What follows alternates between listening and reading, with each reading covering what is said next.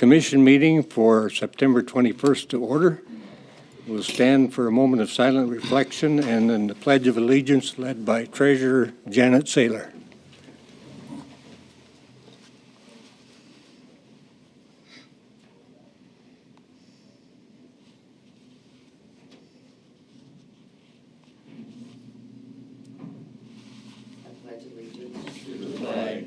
The United States of America, and to the republic for which it stands, one nation, under God, indivisible, with liberty and justice for all.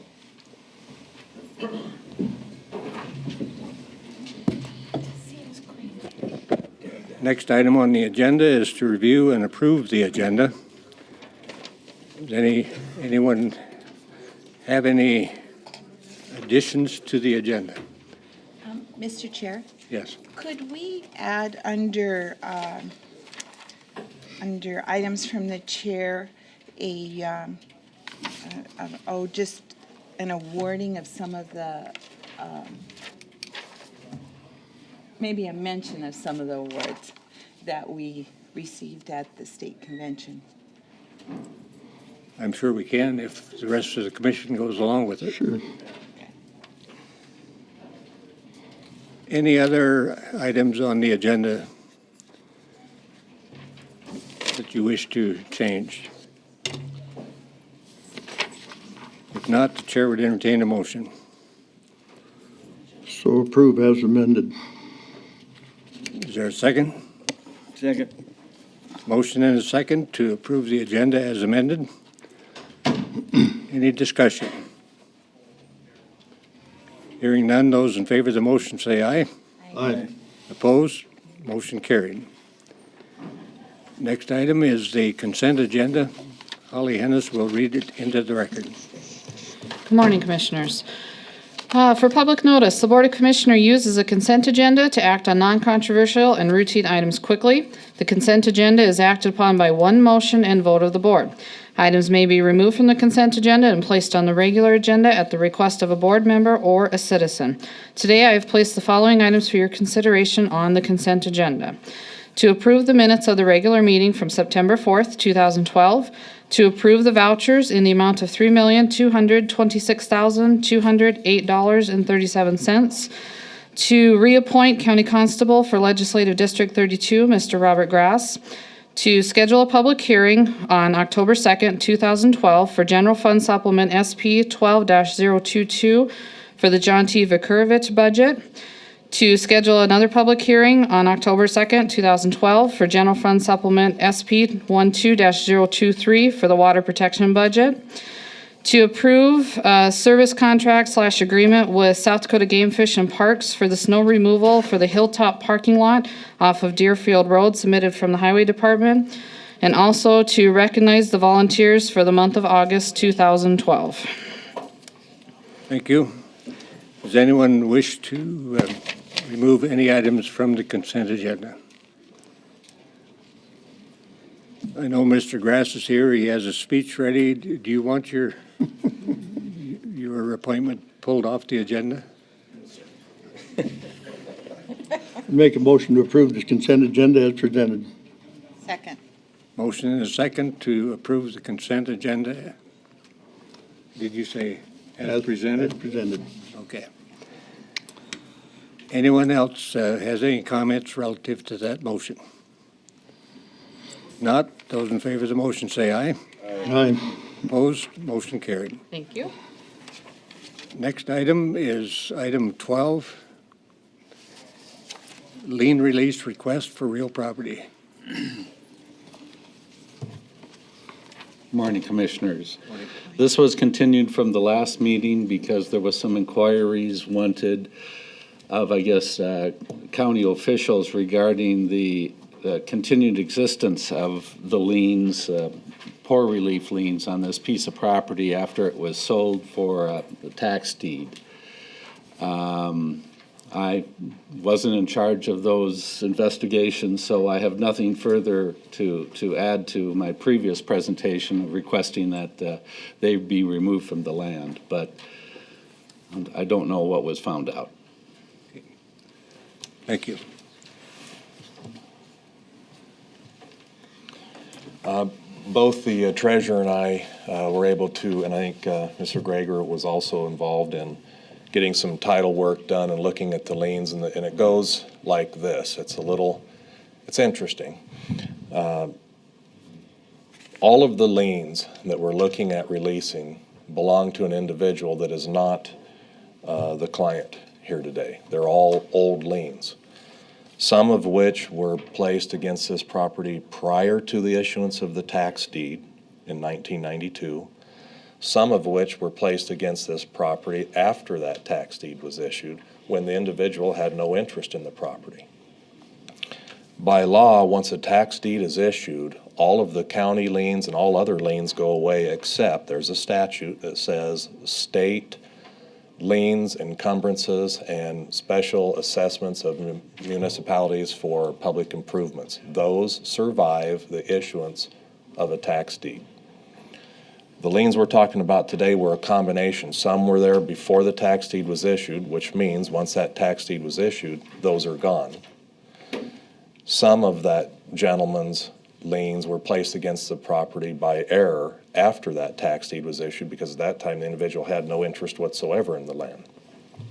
Bottom line is, I would agree, and the treasurer agrees, that these liens should be released that are being requested today against this property. It doesn't mean if the individual who is the subject of those older liens has other property, the liens could still be valid against that property. That would just have to be researched, and those liens could be filed against any property this individual owns. So all that's being requested is to release these liens against this piece of property, not to forgive the debt. Mr. Chair, I'd go ahead and make a motion that we release the liens against this property. Second. Motion and a second. Any discussion, any further discussion? Does the treasurer concur with what's been presented? Anyone else? There's no further discussion. We have a motion and a second. All in favor of the motion, say aye. Aye. Opposed? Motion carried. Thank you. Thank you. Next item is the items from the auditor, request to declare property surplus and set a minimum bid. This is an item that was carried over from September 4th. Yes, I'm not sure how much information you want me to go through again. This, again, is a piece of property that the county became aware that is ours and has been since 1917. The explanation of how that came about is in the treasurer's deed. It has been researched by both our assessor and our treasurer for proper statement in the treasurer's deed. Our question to you, since we had a couple of interested bidders at the time that I brought this forward, was the question to the board is whether we declare it surplus and sell it as soon as we can, or if we wait until our normal tax deed sale in December. I must say, the article in the paper brought forth a lot of interest in the property. I don't know if that information changes the board's opinion. It was a 2-2 vote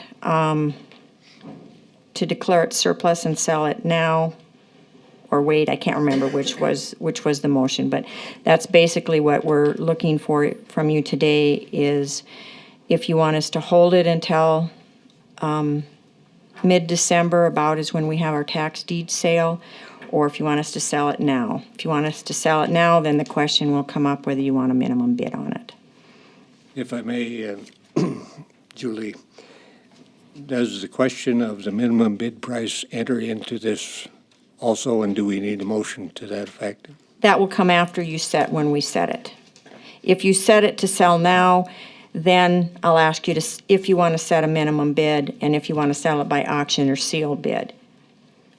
If you don't do it, then we'll come back with all this information in mid-December. What's the wish of the commission?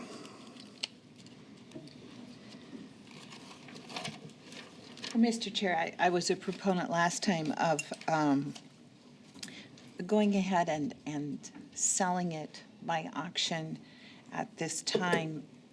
because we do have people who are interested in it, and it would make sense business-wise to me to handle it now. In a couple of months, things change, and we don't know if we'll have buyers, and it just seems like it's appropriate to do it while we have buyers. Any other comments? Is that your motion? Yes, I can move to, I'll second that motion. We have a motion and a second. And what's the motion? to sell the property at auction at this time and not wait until the December meeting. It'll be at a published auction as opposed to sealed bids? Yes, They usually bring more money from what I've been told. they have. Well, they have to because we're gonna pay somebody to do that. We charge the buyer over and above the purchase price. So basically, the buyer is paying the auctioneer fee. And don't we pay when we have the tax deeds sold in December? Isn't there a cost associated with that? We hire an auctioneer, and that is over and above the cost of the property, Same way as we're doing. same way as we do it now. No different. Yes, we usually pay for additional advertising, which we would come back with that next week with all the particulars if you want to pay for additional advertising, which we also do in December. Any other comments by the commission? You wish to comment? Just a couple of points. Good morning. The property as Would you Mr. identify yourself, please? Sorry, Todd McPherson Auction Company, Rapid City. Would encourage you to go ahead and approve the sale or the surplus of this property and the subsequent sale of the property due to a couple of factors. Obviously, the buyer pool is strong right now. There's a lot of buyers that are out there. And number two, if we wait until December, hopefully we're going to have a lot of snow, and hopefully that property is not going to be accessible in December. That's not what we want to do as far as our marketing side. Moisture side, we certainly need it. But if we've got 2, 3, 4, 5 feet of snow up there and we can't get to the property, it limits that inspection. And of course, then the buying pool is maybe a little more skeptical about what they're looking at because they can't see what they're looking at. So from those standpoints, and there's a lot of people that have already expressed interest in the property, locally and regionally. And so I would encourage you to go ahead and approve the surplus and also the public auction side of it. Thank you. Thank you. Anyone else? So let's clarify that your motion was to Declare surplus and sell as soon as possible. By auction. Any Thank further you. discussion by the commission? Mr. Chair, Yes. the reason I was hold out the last time because really no one knew about it. The commission didn't even know about it. So I thought it'd be a good idea to get some advertising and things out there and let people know that it's available. And maybe we'd have 10 or 12 people wanting to bid on it instead of just 1 or 2. So now that it has been out there and publicized, I'm willing to do whatever the balance the commission wants. Any other comments? Hearing none, those in favor of the motion say aye. Aye. Opposed? Motion carried. Thank you. Now we'd like to know if the board wants to set a minimum bid on it or not. Mr. Chairman, I Yes. think I'd like to set a minimum bid on it, but I don't think I want to do it in public. How does that work? I don't think you can do that. Because our auctioneer has to know what to start it at. You can, recollection is that in the past, when we've done set a minimum, we've done it right here. Yes. Is it, Otherwise, the auctioneer doesn't know where to set, to start. if, in terms of the matter of deciding the minimum bid today, or say like our next meeting, is there a problem there? Nope. We can do that and come back with any extra advertising It and a date. strikes me that we have benefited by the time lag between this being brought forward initially and making the decision today, given some media coverage. And so now we're in the position of trying to apply some logical thought to what would be an appropriate minimum bid. Yep, I'll come back with that next meeting for additional advertising, have a budget for that, a date, minimum bid, Are you comfortable? as part of with that question. Okay, Thank you. thank you. Next item, Julie, you're still on. Did you have something, Jay? Okay. Next item is the provisional budget for 2013. The budget as submitted with no changes from the official hearing last meeting. The budget totals $81,999,349. Miscellaneous revenues of $39,632,479. Cash reserves used $9,166,469. With the reason that one is so high this year, normally it runs around the $4 to $5 million, is because Highway is doing a special reserve project in 2013 and is pulling out over $4 million from their special fund reserves. Property taxes to be levied is $36,095,338. With the approval of this budget, the county general fund reserves for cash flow at the end of 2013 are estimated at 20.4, meeting the budget goal of a minimum of 20%. When you approve the budget, if you do that today, you have to have it approved by the end of the month. We will reprint the departmental budget in the minutes because I screwed up on a couple funds, so it's just easier just to, I know. Hallie caught it, I didn't even, so. So it's just easier to reprint the whole thing in its entirety, and that's just this publication that goes in the minutes. It's a page-and-a-half document. Okay, any questions or comments about the commission? Mr. Chair, the next item, 14A, that goes along with the budget, I'd like to bring up, when we talked about the Ellsworth Task Force, and the way the federal budget and things are going, and the way they're looking at cuts in the military and the Pentagon expenses, I think it'd be very prudent of this board to allow that extra $10,000 that we talked about earlier to the Ellsworth Task Force now, so they can be prepared to react if things do happen with the military budget and somebody would happen to take a shot at Ellsworth. What procedure would be required for that, Julie? Well, if you're gonna make a change today, I'd need time to integrate it through all the reports before I could bring it back to the board. Is there another procedure for making that money available to Ellsworth? Yes, you can take it out of your contingency fund in 2013, which is $100,000, Okay. What's the which is wish of what the you've board? kind of done in the past. It brings a little bit more publicity to your effect. Mr. Chair, I guess that was kind of what I was thinking, rather than change the overall budget.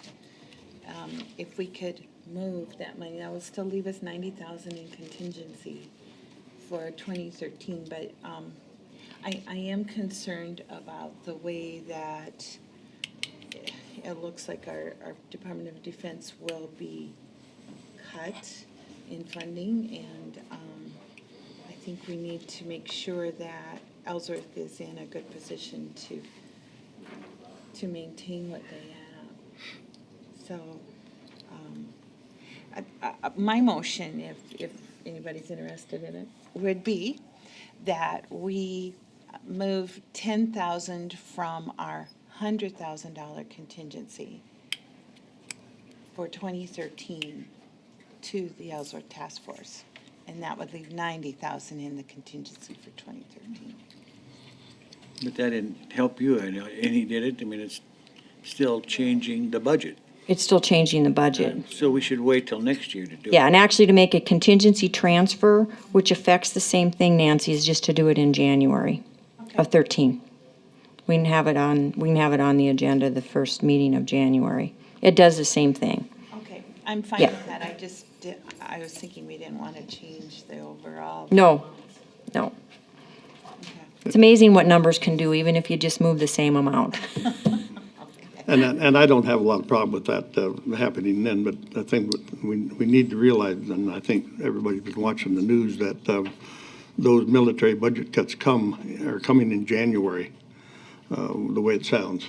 And that'll be a tremendous detriment to the military of this country when that happens. Any further Never discussion? know. Hasn't happened yet. Well, let's try it. Any comments from the public?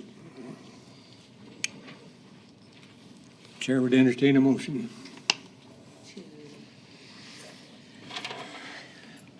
So I'd move to approve the budget as presented for 2013. Do you want the figures? Or? No, but I need you to officially sign the adoption of the 2013 annual budget. I believe, Part of the motion. as part of the motion, yes. Okay, and so I'll add that to have the commissioners And we'll put those numbers in. sign the official annual budget adoption form. Is there a second to that motion? I'll second it. Further discussion? If not, we'll have a roll call vote. Yes. Davis? Yes. Holloway? Yes. Troutman? Yes. Peterson? Yes.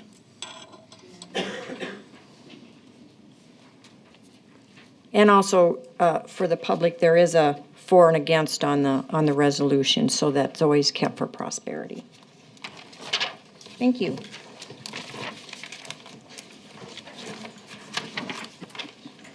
Sign it. I don't know. I gotta think about this a little.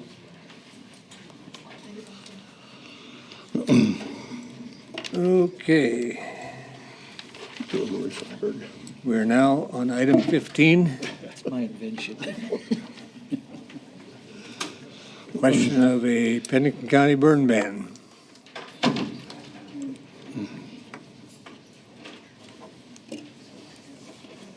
Good morning, Denny Gorton, County Fire. Apologize, I got wrapped up in the budget discussion there and forgot where I was on the agenda. Just to officially let you know, Do you always snore when you, sometimes.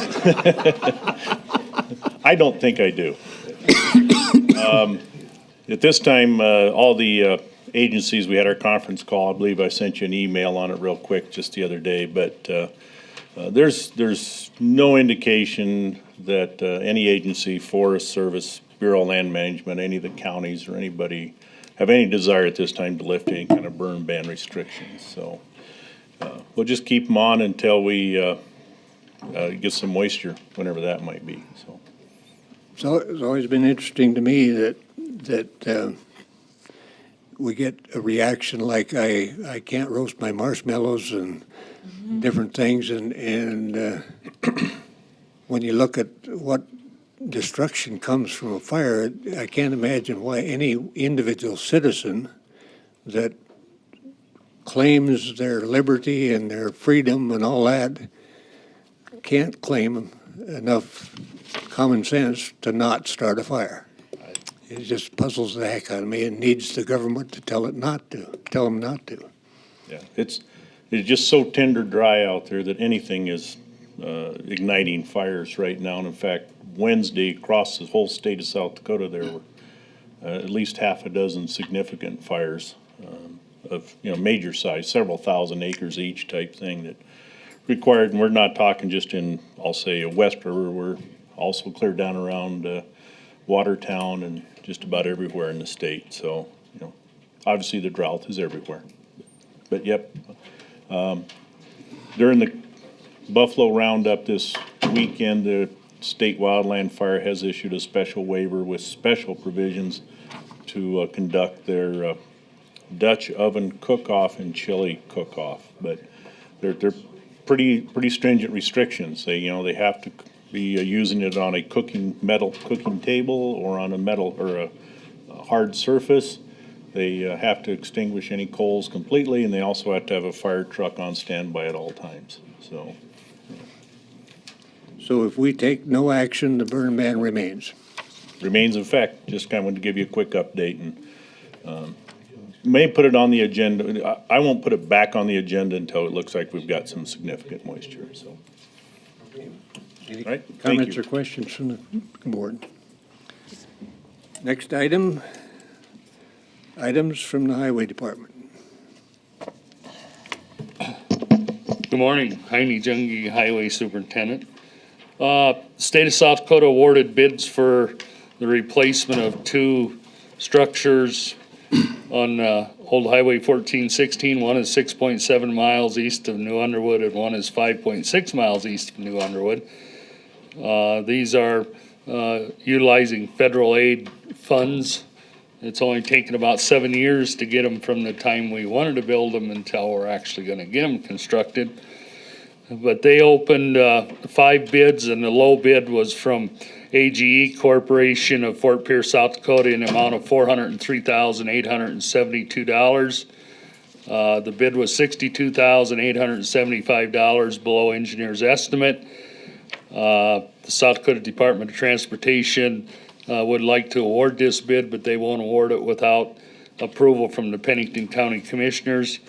We will pay 20% of the construction cost, or $80,774. So my recommendation that Commissioners approve the attached resolution awarding the bid to AGE Corporation of Fort Pierce, South Dakota, in the amount of $403,872.73.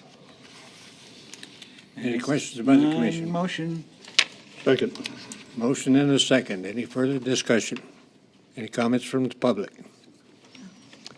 If not, those in favor of the motion say aye. Aye. Opposed? Motion carried. Next item is something I need your wisdom to decide how we're going to proceed. This is Green Valley Estates.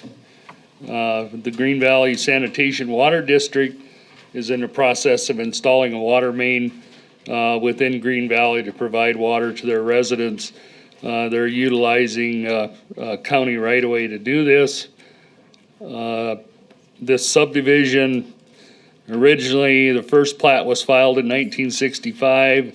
2 other plats were filed in 1970 and 1971.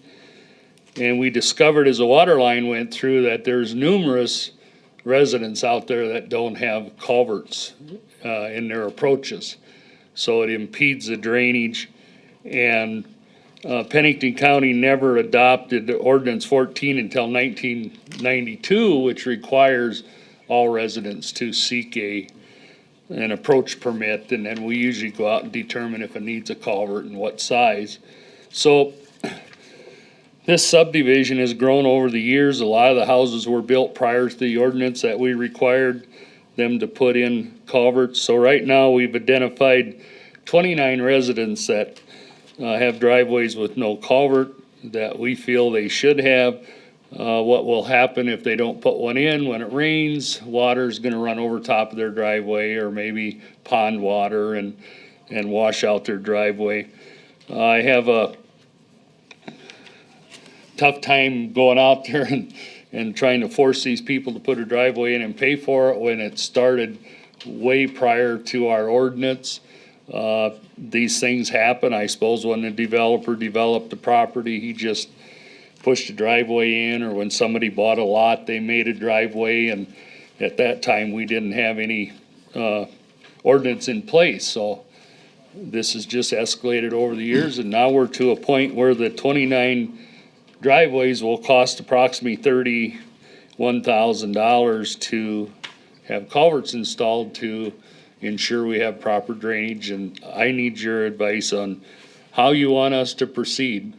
I know right now that most of those residents are going to be assessed about $7,000 for the water main, and then they have to pay an additional approximately $2,000 on an average to get the water from the main to their house. So they're already placed with a burden of about $9,000. And how do we approach this? I could send them all a letter and say, you need to put a culvert in. If they don't do it, what recourse would we have?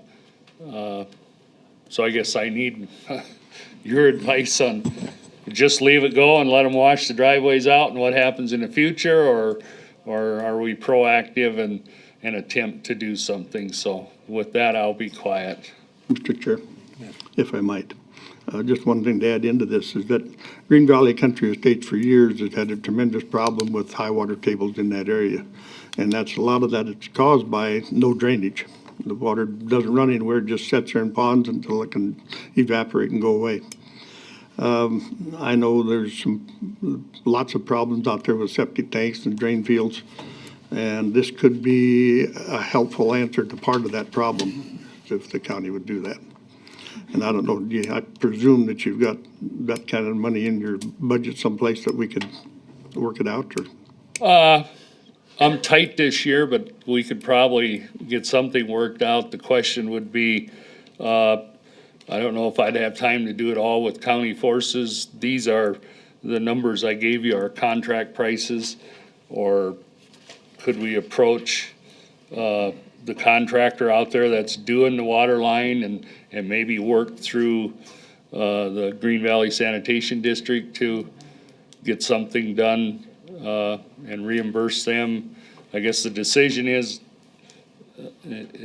you want the highway department to get this handled with highway department funds.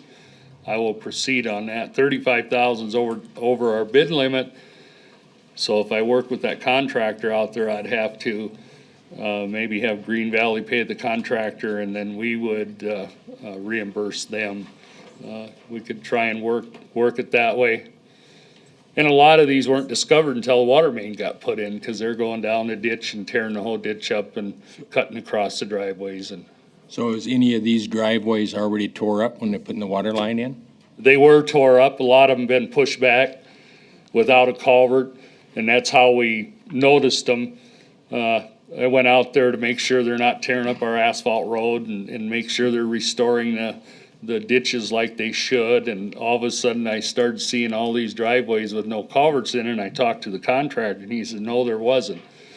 The ones that did have culverts in, they cleaned the inlet and the outlet so water would flow through, but these were all, and these were pushed back in. I mean, they dug through the water line and put the driveway back in, and so that's how we picked up on a lot of them. We really didn't realize it until they got through with the water main, so.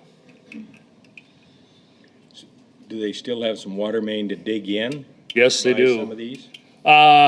No, not, the ones we've identified in blue on the map, they've already got the water line through there. But everything's not restored yet. They have not seeded the ditch, restored all of their disturbed areas, so. But they pushed all the dirt back in. Yeah, they pushed all the dirt back in, but the residents needed access, so they had to do that. As soon as they cut through with the water line, they had to push the dirt in so their people could get back to their houses, so. And I would imagine we got other ones out there. It's just that this one happened to put in a water service line and we discovered them all.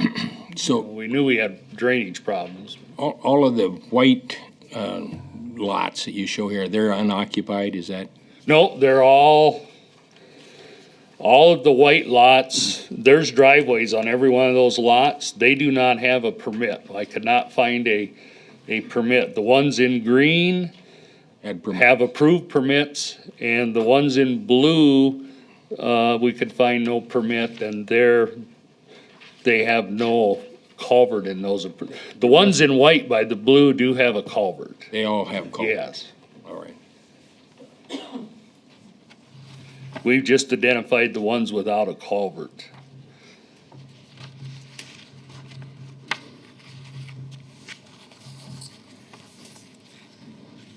So the white ones have culverts, but they don't have a. They don't have a permit, correct. And we don't know the history and we don't have the records. Did the developer put them in as he built it, or did those residents just go ahead and put the culvert in? They knew, so there's really no history. All I had in the file was a plat from 1965 and found some subsequent plats. And then, of course, after ordinance 14 got adopted in 92, and I looked at some of the houses in blue and they were built before 92. So at that time, we didn't require a permit. Even though there was a law in the books since 1939 that says you can't impede drainage, it was never, nobody ever enforced it, things just, and we still discover it today. I can go out on a road I haven't been on for a while and all of a sudden there's a brand new approach. And now we go back and say, hey, go to planning and zoning, we get information and find out who it was and we make them correct it. But back then there wasn't that type of enforcement, so. So Heine, without these culverts in here, does that create a water problem for the county roads? For those roads in there?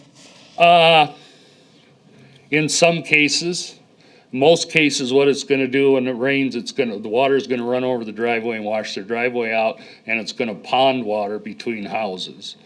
In other words, there's gonna be a pond of water there until it actually evaporates or soaks in.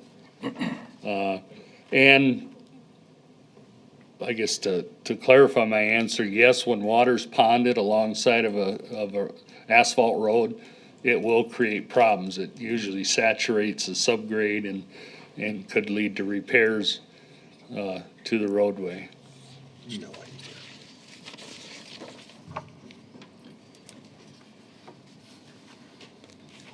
I knew you'd like this one. When I was Chair, I have a putting question. it together, I thought, oh, no. I have a question for Jay. Sure.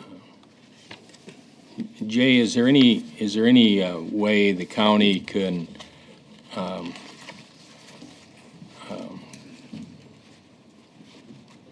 have these people, notify these people they either need to put these culverts in themselves or the county will put it in and assess the cost against their property?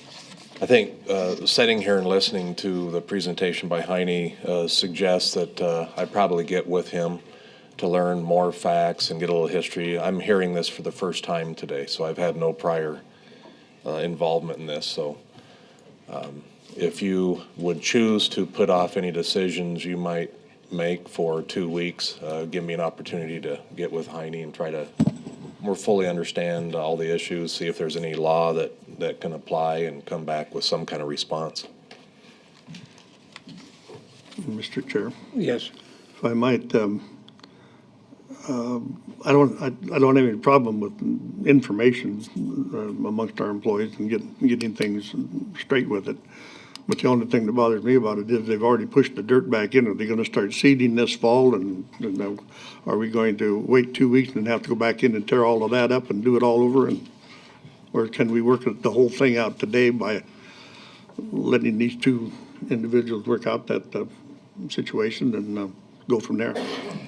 Well, I guess I was seeking direction from the board on how we want to approach this. I could go tell the contractor Monday morning not to do any more seeding or restoration until we have a solid answer, but I know they probably got about 30 days of work left. They still have to get the water line down Reservoir Road down another half mile south, so they're still working out there. I know they want to try and get it seeded this fall, so. Mr. Chair? Yes. I guess I would, for me, I would say that, yeah, we ought to fix this. We ought to get this fixed.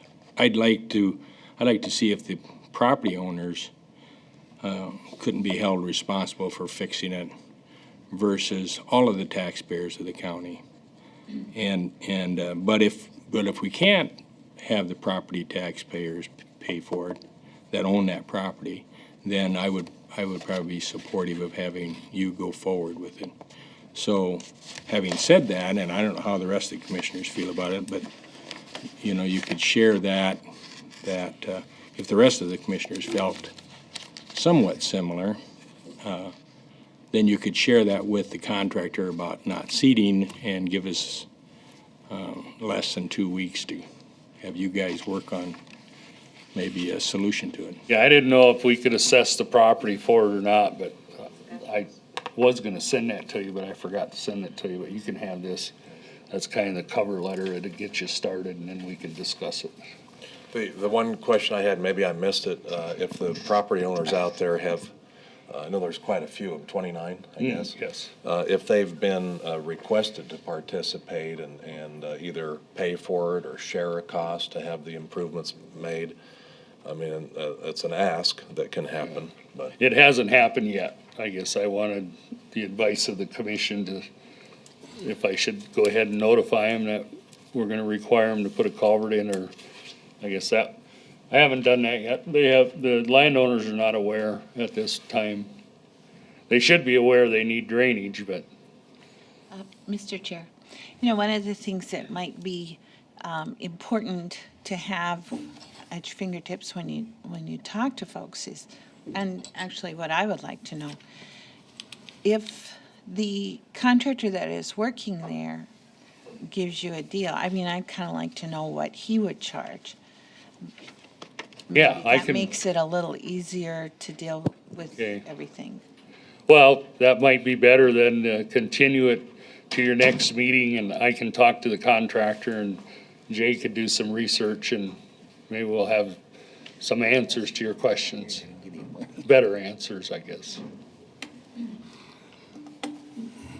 Mr. Chair, I'd make a motion to continue this to the October 2nd meeting. Second. Motion is second to continue this item till October 2nd. Any discussion? I guess I would, yes, Bruce?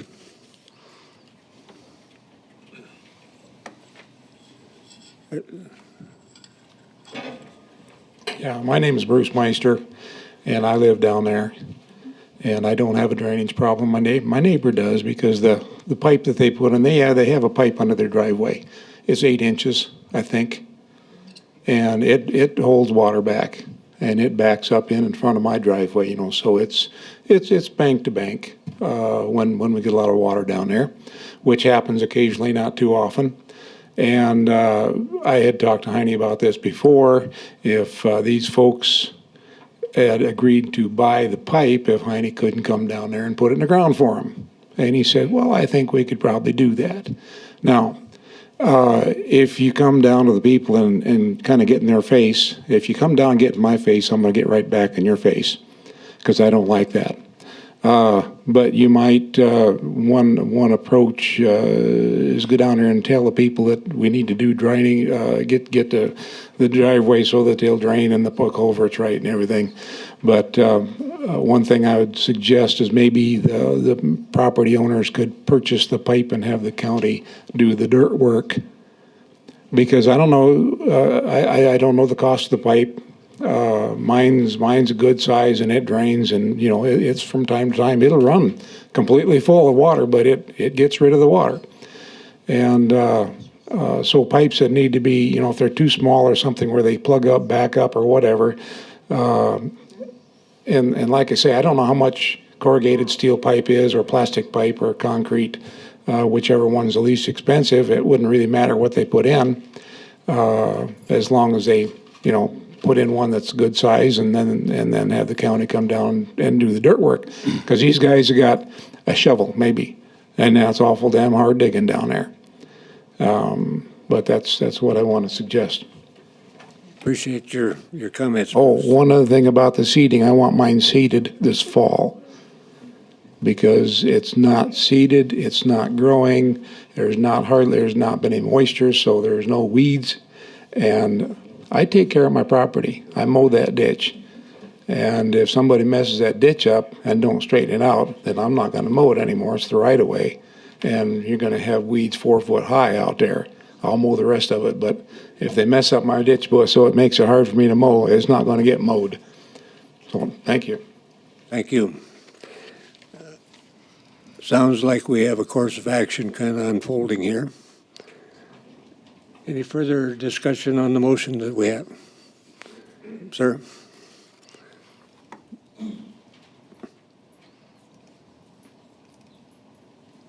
I'm Larry Baker, and I live on the north end of that project.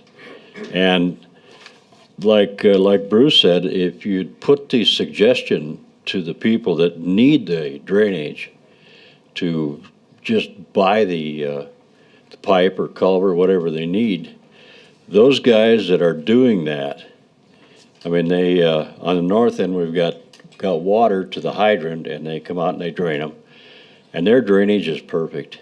They did a beautiful job on the north end. I mean, and just looking at the rest of it, just driving around, those guys are extremely competent.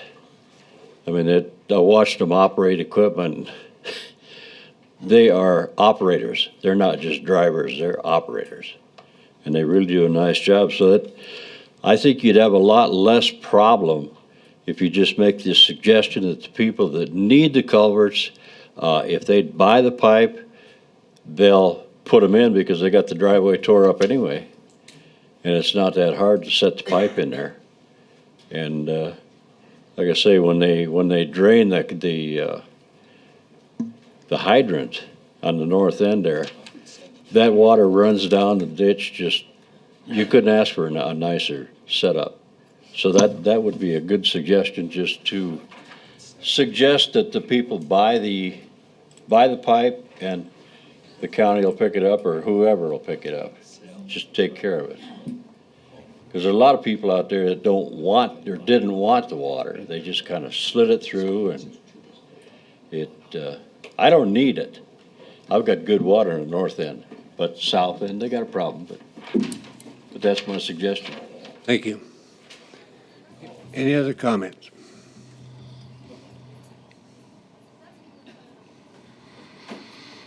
You want me to draft a letter and offer something like that? Or you want to wait for the 2 weeks, I guess? Let's find out costs. I think those are good suggestions, but I would like to have a good idea of costs. Okay. Okay. I just bought a piece of 16-inch by 20 feet long double wall plastic pipe for $160. If that helps any. Menards. Thank you.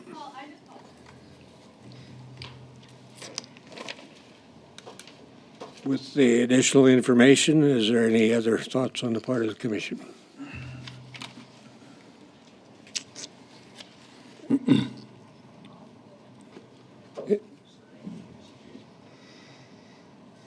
Heidi,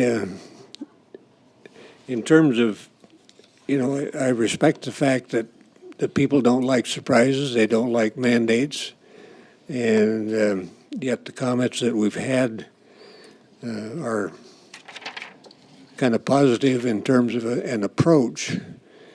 And I guess the main thing would be to pursue it or have it pursued in such a way that we didn't create a rebellion of some kind. And timing and time are certainly factors. So given all these things, what's your recommendation, or do you have one?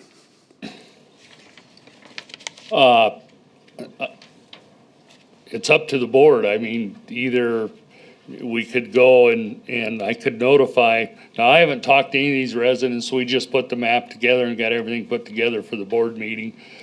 I could notify the residents that your approach should have a culvert in it, and that the commissioners will be discussing it at the next meeting and see if, do we want to give them options? Do we want to say, hey, if you buy the culvert, we'll get it put in? I mean, that's the whole thing. Or I know if I send a letter saying, hey, your approach needs or your driveway needs a culvert, and we'd like to have you put one in, that's going to cause a rebellion. And until a decision is made whether the county's gonna participate or not, then my only concern with plastic pipe is that it has to meet standards, because you and I know that they're either gonna pour or a slab, or they may wanna put a concrete something around the house, and there's gonna be a cement truck or whatever going in and out of there, or a moving van, and whatever culvert's put in, it has to meet standards so that a truck doesn't drive across it and crush it. So that, my concern with plastic, it have to be an approved, plastic pipe that will handle the loadings. And a lot of these driveways are shallow, so you're not gonna get much cover on them. So I have a big concern with plastic pipe, that you get weight on it, it'd just crack it or crush it, so. Mr. Chair, Yes. as far as I'm concerned, Heine, you're the highway superintendent, and I'm not gonna tell you how to do your job. I think you need to just look at it, handle it, bring the information back to what you think's the best recommendation to do it.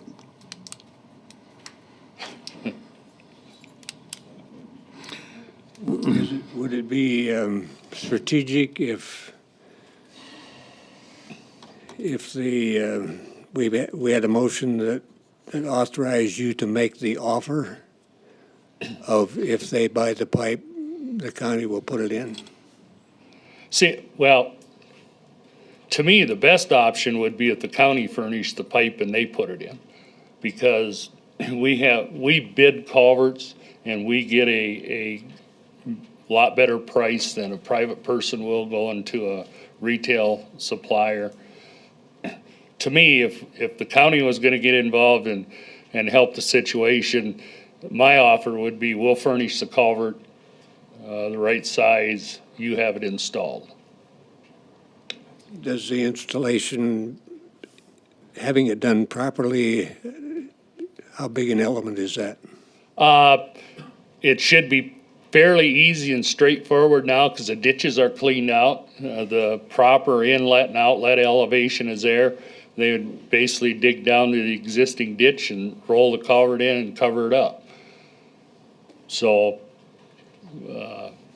as far as worrying about elevation, the proper elevation and stuff, it'd be pretty easy now with the ditches cleaned out and everything straightened out and some of those approaches are gonna, need a smaller pipe, and we could, we have the option to get arch pipe, which arch pipe is kind of a egg shape, which, because a lot of these driveways the ditch isn't deep enough to get a lot of cover over the pipe, so we wanna make sure it's a steel pipe that will carry the weight and fit, so that would be my offer. If I had to make a recommendation, I would go to those landowners and say, hey, we'll furnish the culvert, you install it.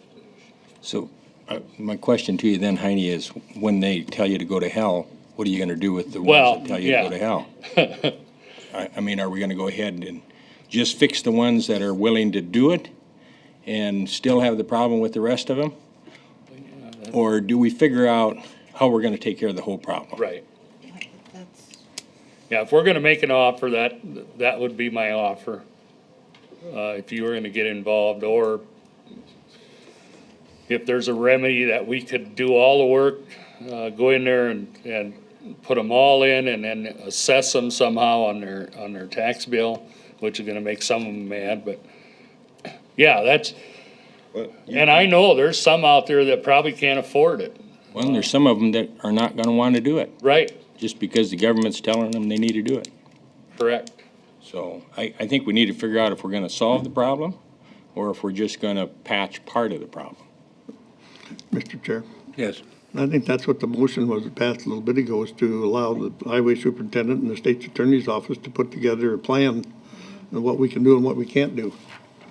And as far as assessments against the property, and advising those folks what we can do and what we can't do, and if we can help them out by buying the culverts and they do the digging or whatever. We need to know if we can do all of this.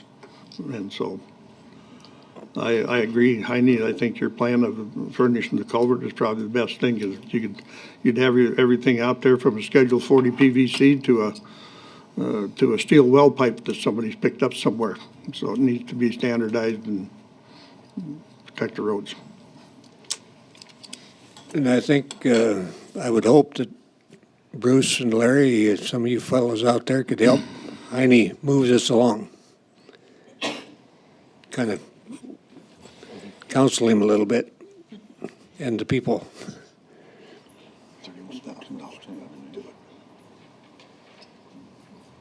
Like the old saying goes, you get more flies with honey than you do with vinegar. And if the county supplies the pipe, the contractor could probably put them in as they go, because, I mean, they've already got it tore up anyway to dig the water pipe down. And it wouldn't be that hard for those guys to set it in there, set the culverts, get the drainage right, because like I say, on the north end, that drainage is perfect. There's just absolutely no problem with it at all. They've done it about 3 or 4 times now, and that water flows down the ditch like a piece of cake. But, you know, you might, if the county is willing to buy the culvert to put it in, and then the contractor, he's got to put it in there or set it up anyway. And I don't think there'd be any extra charge for the contractor. And if they explain it to the people that do need the drainage in that mode, I don't think there'd be any problem at all getting your drainage all taken care of, and it'd be done. You know, it's cheaper to do it right the first time than it is to have to do it over. Thank you. Need a motion or something, or? We have a motion and a second. I thought didn't we have a vote on that already? No, Okay. we haven't. No further discussion. We have a motion and a second. Those in favor of the motion say aye. Aye. Opposed? Motion carried.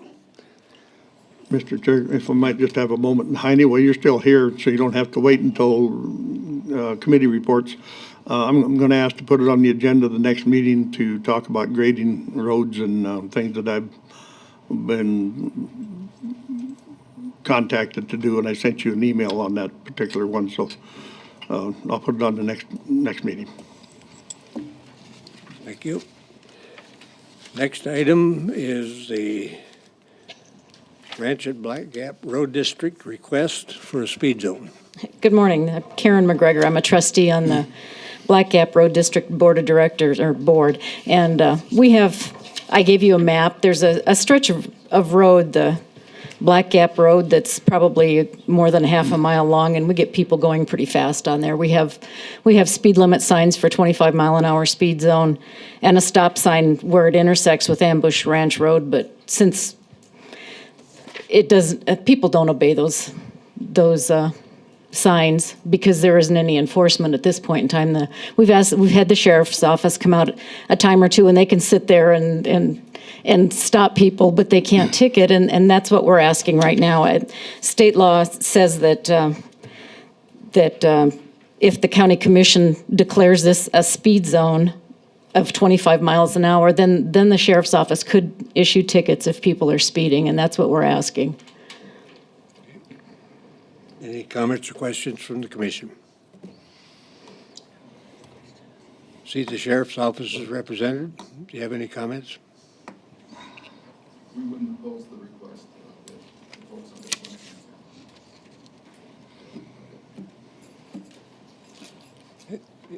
State your name. Corey Brubach, and I'm captain with the patrol division at the sheriff's office. I've been in contact with the folks. They sent me correspondence in regard to their concerns. Through that process, we learned of the opportunity to be able to establish those speed zones for them by going through the appropriate statutes, and we would not oppose their request and be able to help them out, hopefully, with a little more enforcement out there. Mr. Chair. Yes. I do have a question. Not that I don't think we don't need to do this, but how many areas could, I mean, I guess I'm thinking, okay, we're gonna create some more work if we have a lot more areas who would qualify under this and want us to do that. And then that means more expense to the county because we have to have more people and more cars and, I mean, it gets to be, I guess that would be my concern, is what kind of precedents are we setting? I guess I don't know the answer to that question. Because we have so many road districts out there, humongous amount of road districts. And it is a concern for me that we would, and I guess I am unclear because there are so many conflicting laws about road districts, even though we're talking about a local authority asking another local authority. It's been my experience that the road districts have conflicting laws with other laws, and I'm just concerned about that as well.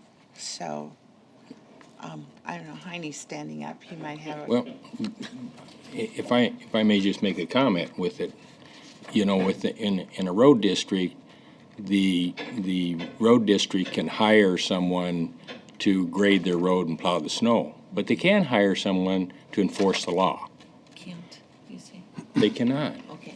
So you can't get a private, if we don't set this speed limit out there for them so that the sheriff can go out and enforce the speed zones, then they can't hire Pete, the security guy, to come out and write citations. So I think that we need to pass this for public safety purposes. I just need clarification on some of this. That's the way the law is set up, that the road district has to request the county commissioners to establish a speed zone, what speed zone they desire. And when the board establishes a speed zone, it has to be done by resolution.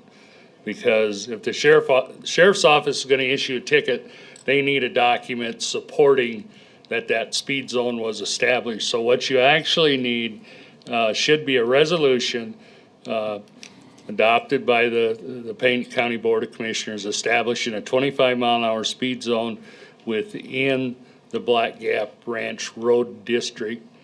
And I guess I could prepare that resolution for you. We've done it on county roads, but that's how it officially has to be done, is to adopt a resolution. Once that's in hand, then when a ticket's issued, that can be presented to the judge and say, hey, they followed the proper steps and we do have a speed zone. Okay. That's kind of how it all has to fall. Do we need to do anything to get the stop signs so they can enforce the stop signs as well? My understanding that you can enforce the stop Yeah, signs right. if it's a Public secondary road. public roadway. Yes. Okay. As long as it's public roadway, they can enforce the stop sign issue, but speed limits has to have the official resolution. Okay, I'd make a motion then to put this on the agenda for the next county commission meeting, if you'll help prepare that resolution Right. for the speed. Question I have, do you want it for the whole road district? Yes. Yes, I do. Entire, every road in the road district? Okay. And my other comment to Karen would be, if the sheriff's not there and you see somebody run the stop sign and you know who's driving the car, call the sheriff and he'll let you be a witness on that ticket. Okay, we have a motion and a second. Commissioner Davis seconded the motion. The only comment I would have is if you would just install a few railroad crossings out there. That would take care of it. Plows our roads in the winter doesn't like that. You wouldn't even need a train, would you, just to No. cross it? Okay, motion and a second. Any further comments? If not, those in favor of the motion say aye. Aye. Opposed, motion carried. Okay, we're on item 18, item A. Mr. Chair, I asked to put this on the agenda for some clarification of an item, statements made at a couple of meetings ago about the Treasurer's Office. And I just want to say that our Pennington County Treasurer and her employees do a fantastic job of taking care of the public. I think she always has since they've taken office, and I think she always will do a fantastic job of doing that along with her employees. There was a statement made that said that we shouldn't answer the telephone when telephone calls come in. So I don't know how we would ever take care of that situation and getting those phone calls answered if we don't answer them when they ring. And when we have 67,000 telephone calls in the time from January 1st to the end of June, can you imagine what would happen with our phone system if 67,000 people have called in and we don't answer a phone call? We don't answer any of those. We're going to have another 40,000 phone calls coming in because they figured they got the wrong number the first time around. So I'm not sure exactly what to do with that as far as getting those 67,000 phone calls answered. I think it'd be totally irresponsible to the citizens to not answer those phones. Also, there was a statement made that that the person that said this was in line to get their license plates for 40 minutes, and that there was 30 people in line. And I just want to clarify that the security cameras in the treasurer's office shows that that individual came into line at 8 minutes and 51 seconds after 3 o'clock and left at 24 minutes and 34 seconds after 3 o'clock. So I think we're looking, if my math is right, 16 minutes and 23 seconds that person was in line to get a license plate. That's a far cry from 40, and there was 9 people in that line, and some of those were kids with their parents or with some caretaker that were there. There was, during that hour on both sides of that time limit at 3 o'clock, there was 26 telephone calls came into the treasurer's office, and those telephone calls were handled as well as the people that were in line. So I'm not sure with the individual being in line for 16 minutes and 23 seconds that that's really a very bad deal to get license plates for your car in Pennington County. And so I just think that, again, I'll say the treasurer's office did a fantastic job, and I think that there's an apology needed to the treasurer's office. And but again, I think they do a fantastic job of taking care of the public. Okay, we have an additional item of presentation of the safety awards. Mr. Chair, they're right there next to you. I think Commissioner Buskerud, being a member of the state board, should be the official who makes the presentation. Okay. Don't make the speech too dang long either. Handle it. No bloviating. Go to the podium, state your name. Ron, in case you forget, right here. Ron, there's also that one for weed and pest there as well.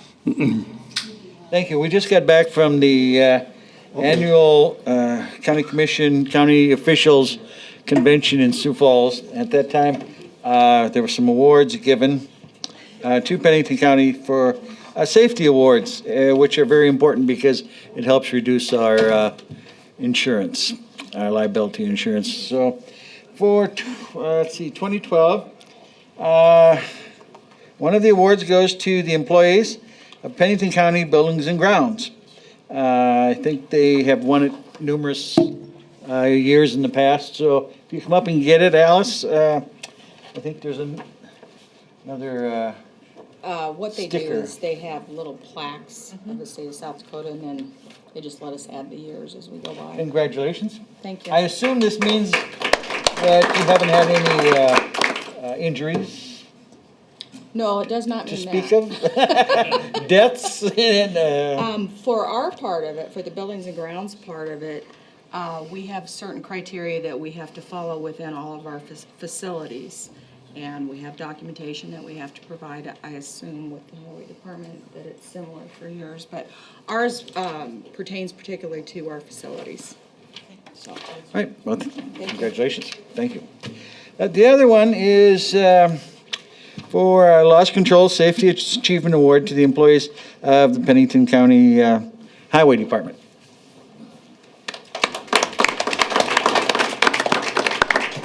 Want to brag about your employees a little? Yeah, thank you. Yes, this is on behalf of the employees. They follow our safety rules and regulations, and they wear their goggles when they're supposed to and their safety-toed boots when they're supposed to. So this leads to less injuries, and it's because our employees are doing the proper safety procedures. So I appreciate it. Very good, thank you. Oh yeah, there's more.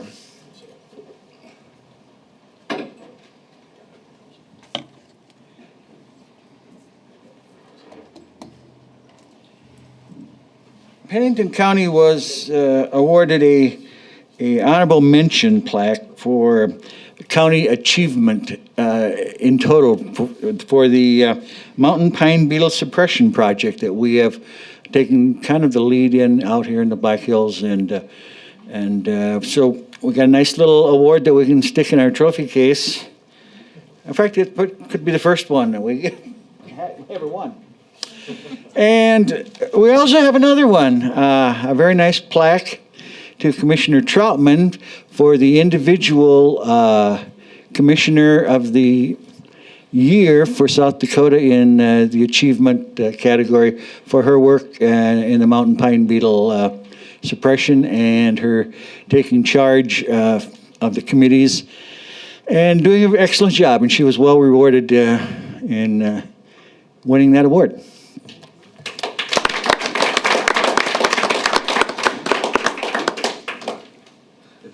I go along with that, Don. She ought to have something to say. You mean I haven't always had enough to say? Thank you, Ron. No comment? It was a team effort. I don't know that one person really. To get that, but it was nice. We've had a request for a 10-minute break. That's my motion. Is there a second to the motion? So we'll reconvene, and I need to announce that we cannot start the planning and zoning items until 10:30. So we will move to committee reports, item 20. And I expect every commissioner who attended the state convention to divulge all the details.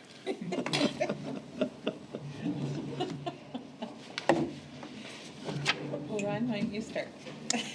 Okay, we got there about 3:45 on Tuesday. Monday. There was a lot of commissioners there. I think they said something like, and county officers and highway superintendents, 490 or something like that, I think, which is about equal to what it was last year in Rapid City. So it's not bad. Kind of different format, a lot of good informative sessions. Nancy conducted one on mountain pine beetles, which was very good. What I was surprised with, I hadn't heard before, was that this shouldn't be a big surprise because it comes around every 40 years. Mm-hmm. It was here in 1970, it was here in 1930, and it was here in 1890. Mm-hmm.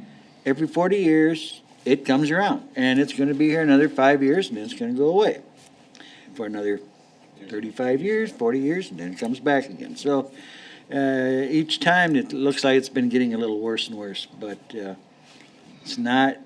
So the question that was asked that never really was answered was, if we knew about it, why didn't we do something about it before now? Probably the obvious answer is there isn't much here, but we're trying. So that was very informative. Otherwise, our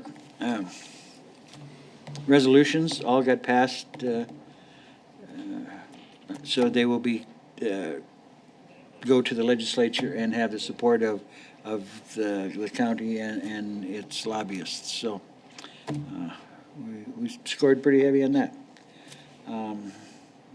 Guess that's about all I. You know, one of the difference though between 1970 and now with the mountain pine beetle is the number of sawmills that we had in the Black Hills in 1970 that we don't have now. Yep. And a good point was made by a gentleman. He said that back then, a lot of sawmills used the wood because a lot of people thought that the blue tinting, which happens in all these trees, was pretty and made great furniture.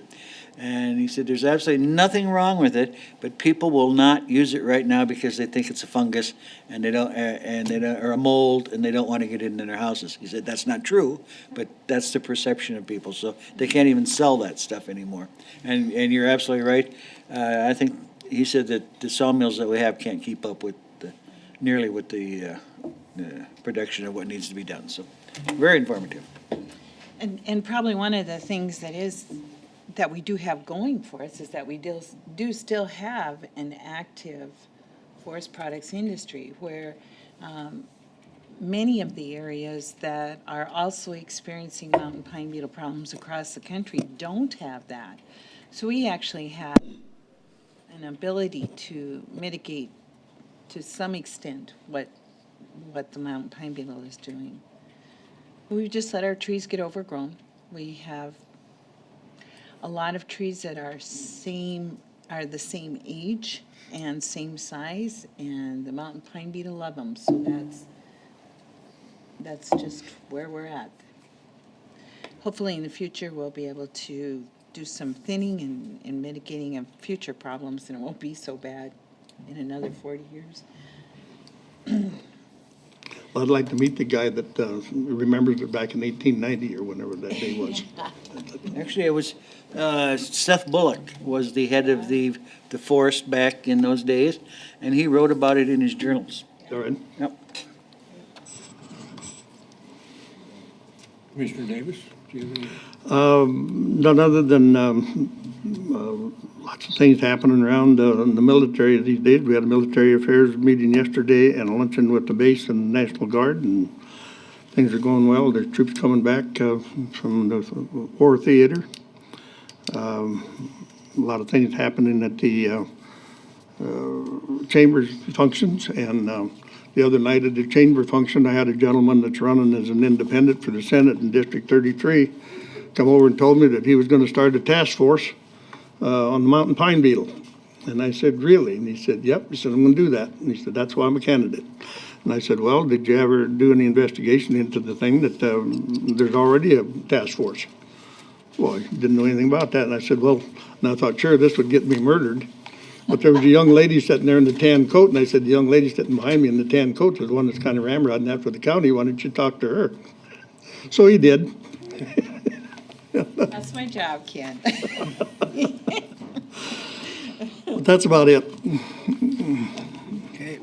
I guess this is another dimension of the pine beetle deal. I attended the RC&D meeting yesterday, and we were introduced to Dave Tome, who is in the process of becoming the coordinator for this very same program, the mountain pine beetle. And very knowledgeable individual, a retired Forest Service person, very familiar with the area. So some positive things just keep coming along on that, and I'm sure it will be beneficial. We now have 30 seconds, and Dan, you can clear your throat and proceed.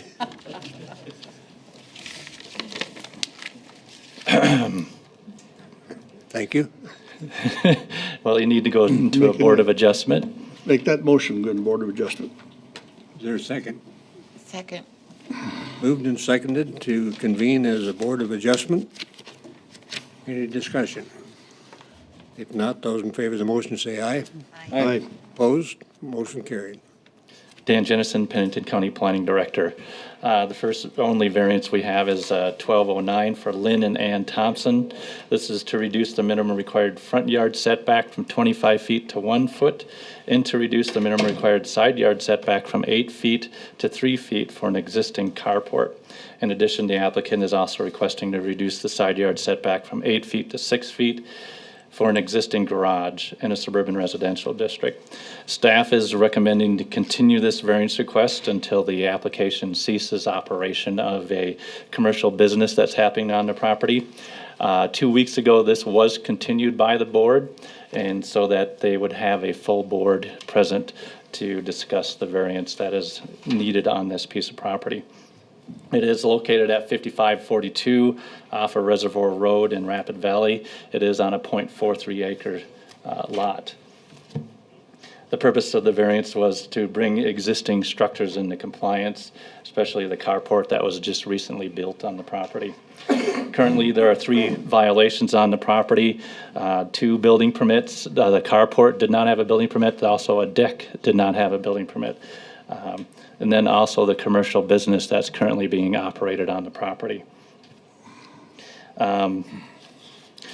We believe there is current and adequate space on the property where they could build a structure to meet the required setbacks. It is located right next to the right-of-way, only 1 foot from the right-of-way. We believe there is adequate space that they could actually build it. And so therefore, we are recommending, if we're to, well, sorry, we don't make recommendations anymore, so. Dan, I have a question, if I may, Mr. Chair. On the garage, it's looks like 1.5 feet over the 8-foot side yard setback. And I'm wondering, was it built that way with that 4-foot 2-inch extension on the side, or was that added? The old garage or the carport? The garage. The garage that was in back was built. Was it built with that 4-foot 2-inch That was extension on the the side? original structure, and then they put an addition on the back, which is that 12-foot by 19.8. Okay. That was built later on. So the original structure is what needs the variance, part of the garage. And with our new ordinance, actually, they wouldn't even need a variance for this garage, which doesn't go into effect until October 10th.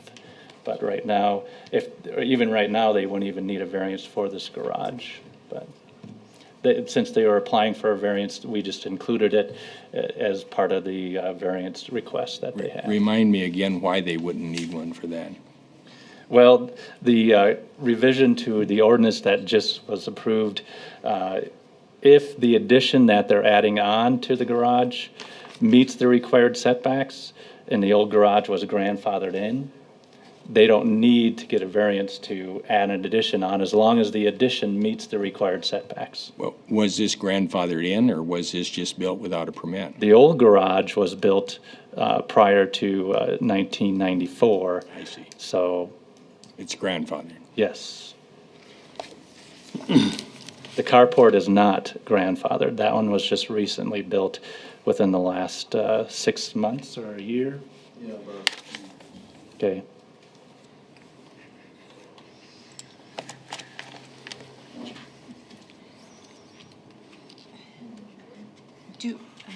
Mr. Chair, Yes. Dan, do we have any idea when their season will end? I mean, I guess I had that question last time about the extension of time. The applicants are here. I believe they've indicated that it'd be ending very soon, but it's still currently operating. It goes at least until the end of October. End of October.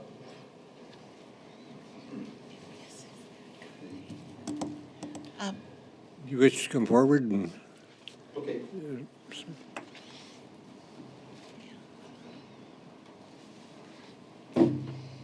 Good morning, everyone. I'm Lynn Thompson, my wife Ann. We have the Affordable Adventure Tour Company and the property that we're in question on here. And what was your question, ma'am? Well, I just had questioned this last time. I hate to shut down your business mid-season. And I had wondered, and I guess we decided on 2 weeks, but I wasn't sure that that was gonna be enough, so. Right. September is our busiest month because we get a lot of retirees that come after the kids are in school. And then we have a few more stragglers that come through October. So we really go to the end of October. We're really May to October. That was all excuse. And you came back, Lynn, from, I just got back from Afghanistan about 5 days ago, right? And just for the commission to know, I have been diligently looking at locations around the area. So far, I haven't found anything. So, but I do have a couple of meetings coming up this next week. Mr. Chair, Yes. I'd like to make a motion that we pass the variances as presented and requested, and that we give them until November 15th to find a spot for their business. And also to add in there that if that doesn't work out, they come back and ask, we'll talk about a little extension to that. Okay. Is there a second to the motion? I'll second it so we can discuss it. Mr. Chair. Yes. I have a question for Dan. Dan, if we deny this variance, how long do they have to take the carport out? What kind of period of time? That hasn't been discussed. It shouldn't be there, so it's supposed to come down immediately. It's not supposed to even be there now. Please don't ask us to do it now, please. Oh, gosh. Well, Too busy right Mr. now. Chairman, Yes. I am assuming that if you move your business, you're not going to need the carport. Well, we'll need to cover them somewhere, wherever we move it to. So, as far as the structure itself, yeah, we'll keep it, but, we'll make some modifications to it, to meet the front yard offset. I guess right now, without knowing where or what we're gonna do with it, kind of hard to answer on. So if we approve the motion that's been made right now, though, you'd just leave the carport there because it would be We would put our approved. own cars in it because right We'd now the use it garage as is full of stuff. our own personal stuff, Yeah. probably, done, yeah. We have a boat and a trailer and a car.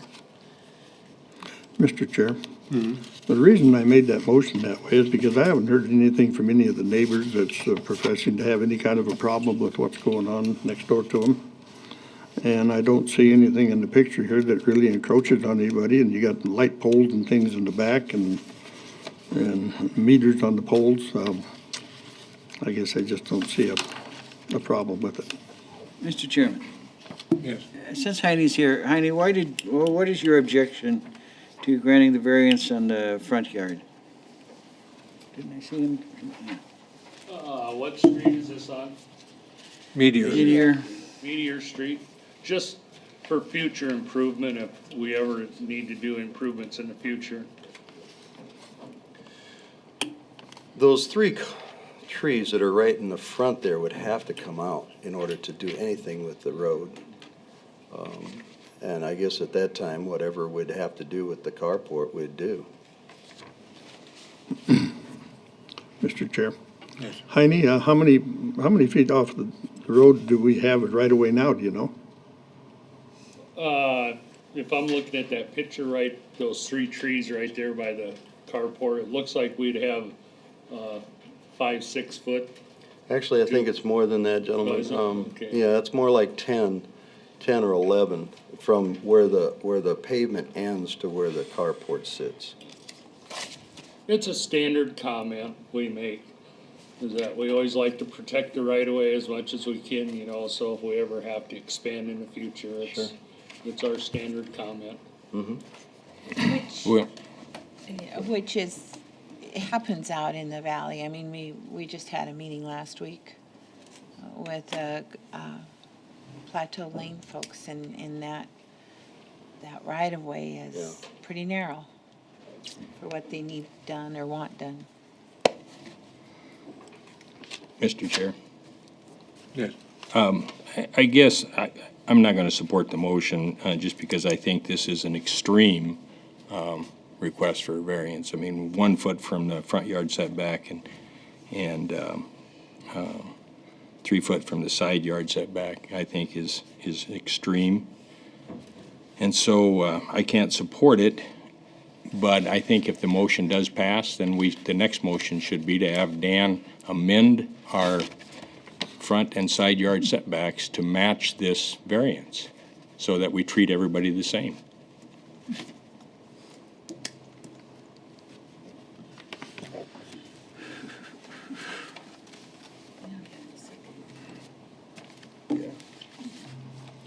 Any further discussion?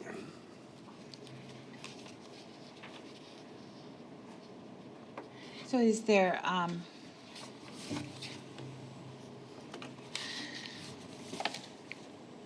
any possibility of granting part of the variance and not all of the variances, as far as the board's concerned? Do you have something in mind? Well, to me, the request to make the variance with the 6 6/10 feet for the garage structure is reasonable. That was there prior to any of our ordinances, and to me, that's a reasonable request. But Dan already said they don't need a variance for that because they're grandfathered in. Well, But if it they is came in here. for a building permit within the next 2 weeks, they would need a variance if they wanted to add on to that garage. But after that, they would not if the addition meets the setbacks, the required setbacks. So, yeah, you could grant that variance. I would highly encourage you to, I mean, this could set precedents to say build first and ask for forgiveness later as far as a 1 foot setback and a 3 foot setback for the side property lines. This is encroaching a lot, as Commissioner Holloway stated, into the front yard setback. You could create a public health and safety issue if vehicles even run off the road. Let me clarify it, because I'm a little bit confused with your statement about the 6'6". If they wanted to add on to that garage, and they want to add on and only make it 8 foot from the side yard setback, they don't need a variance. Is that right? October 10th, after that, no, they would not. They would not. So as long as they comply with the setbacks, they don't need a variance on any building. Right. As it relates to that. Only if they want to extend that out, then they would need a variance, not only for the existing garage, but for the new structure that they're going to build onto it. Right. So there really isn't a reason to grant this variance at this time, because if they want to add on and build it within the 6'6", they're going to have to come back for another variance for the new structure. Yes, you're correct. No, but they still need a variance for this existing carport that is 1 foot from the front property line, 3 feet. We could take care of that problem too by just amending our ordinance to the 1 foot and the 3 foot. So, Mr. Chair, so were they charged extra because of the third request? No, it was the same price. It was one variance to bring the whole property into compliance. All right. But they were charged the late fees and the penalty. And, okay. Will you second my motion? Mr. Chair, Yes. I think that's one of the reasons why we have the variance process, is in order to let things happen that don't quite need the ordinance. And so I guess if we change the ordinance to allow 1 foot and 3 foot, then what we need to do is change it so we don't have any variance ordinance anymore. We just don't worry about variances. We just don't give them and we don't allow them. Is that a motion? Whatever you think is right. A lot of thoughts surrounding planning and zoning and ordinances and that sort of thing, and variances. And I, for one, certainly support the process of amending ordinances or changing them. One of the things I've always wondered is, in a situation like this, if this were in town, whatever the zoning classification is, you look around Rapid City and there are places where you can almost stand between houses and touch one and the other and all that sort of thing. And if you buy an acre of land and you say you can't build anything within so many feet of the border of that land, then why should you have to pay taxes on an acre of land? Mm-hmm. You know, there's all kinds of considerations, and that's not, you did not originate planning and zoning, Dan, so I'm not picking on you, but I think whenever we allow a subdivision to be platted, it strikes me that if you want a subdivision and you want to live in a subdivision, you're basically living in town or in the same conditions and should legally not have to meet any conditions different than that. And it just seems like we've complicated our lives quite a bit. And my comments are intended to suggest that we maintain an attitude that if things keep being a problem, look at the root of it and try to fix that part. I don't see any hazard to the public or any infringement on someone else's property rights with what's on this property. Why else do we zone?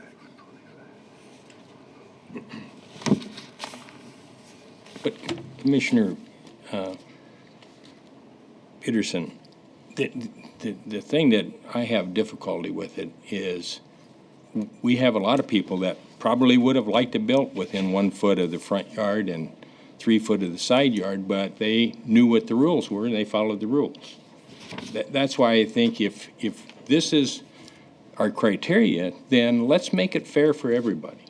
Let's just say, you know, if you want to build that way and it doesn't create, I don't know how you regulate it other than just say you can do it within 1 foot or 3 foot, because otherwise we're not treating people fairly. Those who want to follow the rules don't get treated the same as those who don't want to follow the rules. Same with speed zones. Yep. So I understand, but I liked what you said in terms of if they want to build within 1 foot, let them build it. Well, then I think we should do it for everybody. That's my only point, I guess. Yeah. Mr. Chair, I would have one comment. Just to give you an example, and we're in the process of trying to reconstruct Plateau Lane. We only have a 40-foot right-of-way. We had a public meeting. We didn't have many at the meeting, but the majority of those people at the meeting said we want sidewalks. There's absolutely no way we can construct a new road, add a sidewalk without another 5 foot of additional right-of-way. If issues like this are allowed within 1 foot of the existing right-of-way, some point in the future when Meteor Street has to be reconstructed and you do curb and gutter to get the proper drainage, you're gonna be buying garages, you're gonna be buying houses. That is the only way you will ever be able to construct a sidewalk, because now you've allowed that building there. The county needs the additional right-of-way. The only way you're gonna acquire that right-of-way, you're gonna have to buy that structure, have it moved, shifted, whatever. So, I mean, it can just snowball to the point where the county will never be able to afford to reconstruct a street. I mean, that's kind of why we commented on this one. We realize that some point in the future, they'll want that road improved, they'll want a sidewalk, and where are you gonna put the sidewalk when you have a building a foot from the edge of the right of way? That's the issue I run into as far as transportation. There's other reasons also for setbacks. You know, uniformity is also a thing that is looked at when setbacks are created. Also, in this case, this structure, you know, if there's driveway right next to it and kids coming in and out, that creates a safety issue as far as blinding the people from seeing the upcoming traffic going up and down Meteor Street. That also creates an issue. And if everybody is allowed to build 1 foot from the property line, that could be a huge safety issue down the road.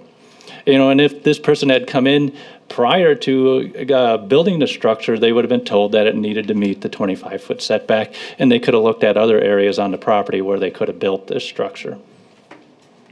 Mr. Chair. Yes. Dan,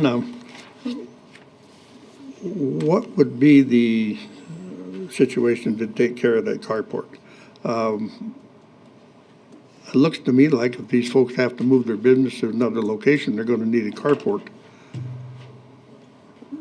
someplace else. And so is this the carport? You would move this carport to some other location, or? Well, Commissioner Davis. Or would you move it on That's the a good property? question. I mean, right now, the way things shape up, you know, there's a lot of issues here that I see from the point of view. Let me address a couple of things. Number one, this carport was built when I wasn't there. And the point is that, you know, if we needed to make a setback, you know, within compliance, what I would ask for is that the front yard setback, well, let me put it back, the side yard setback be allowed. The front yard setback, we'd have to comply with. I guess at this point in time, with what the Department of Transportation is saying, is that when and if Meteor Street is ever improved, which, by the way, I don't know. I mean, it's nothing more than a cul-de-sac. Those trees and everything else would have to come out. There'd be an awful lot of expense on that part anyway. So I guess the way I see it is that we would certainly make the necessary changes at that time if Meteor Street was done.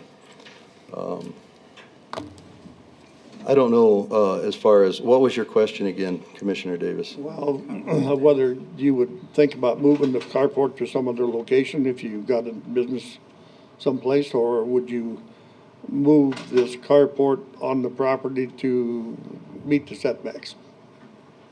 Both. Both, I guess, would be the way to address that. What do you think? For some of the places that we've been contacting, I mean, we've been looking for rental places, some of them are way too expensive, $1,400, we can't afford a month. Other places, like if we're working with hotels, to leave them parked in their driveway, not so sure they're gonna be excited about us putting our carport there. The whole idea of putting the carport there in the first place was so that the vans were clean and presentable when we bring them to people to pick them up for tours around the Black Hills, because when you got tree sap and everything else on them, it makes it really hard. And if we move somewhere where we can't have a carport, then we're still gonna have to deal with the issue of cleaning all the windows all the time. And so that's what was really nice. And in the winter, when we're not using them, it was wonderful to be able to have them under that cover so they aren't getting all the weather and everything on them too. But that was one of the main reasons when they just sit and on the winter. So, Mr. Chair, refresh my memory. The person who built it didn't get a building permit. he was just a handyman that I hired, and he and my son built it. And yes, he thought that we didn't need building permits in Rapid Valley. So I agree, we screwed up there right away. And I don't know that much about building permits and building. That's why I hired him. I trusted him, and he messed up, yeah. So.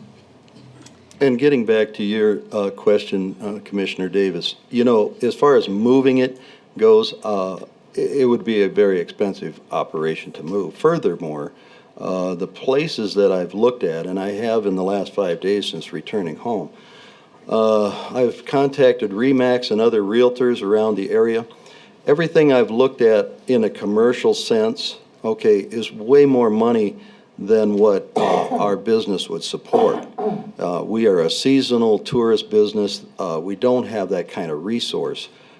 So Whether or not we could find a place to move it, take that down, put it over on another piece of property, you know, I'd have to take a look at all that, because it's expensive.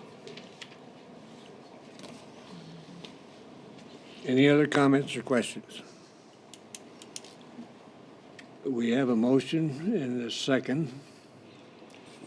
And I think we need to restate the motion if you can, please. Moved by Davis and seconded by Peterson to approve variance BA 1209 and give the applicant until November 15th to find another location for the business.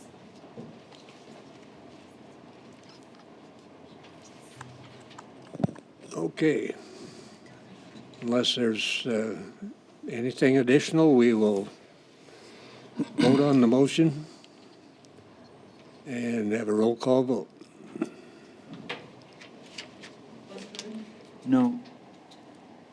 Davis, Yes. Holloway, No. Troutman, No. Peterson, Yes. Motion failed. So where do we go, Dan?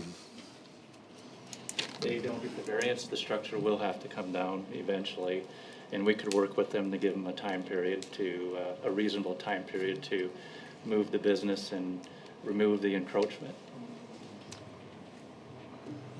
And if you work with them and find an acceptable solution, there's no problem coming back. What about what they've already paid in terms of fees and penalties? Where are we there? When they first originally applied, I did tell them that they may not get the variance, and then they were taking their own chances by applying for the variance. So we typically don't reimburse their fees if they get denied. Sure. No, I wasn't pursuing it on that basis. I just wanted to make sure we understood the whole thing. Commissioner? Yes. One question regarding these variances. That side yard variance is from 8 feet, I think it's a 3-foot request, right? Am I right? From 8 feet to 5 foot? No, 8 feet to 3 feet. It's supposed to be 8 feet. 8 feet to 3 feet. So you need 5 more feet. I see. Okay. My thought was that if we had the side yard variance and we took the front of that carport, moved it back, 25 feet, I could continue to keep 2 stalls on that and use the material wherever I find the other location. That's just a thought that I've got right now. I wish we could keep the side yard variance if nothing else.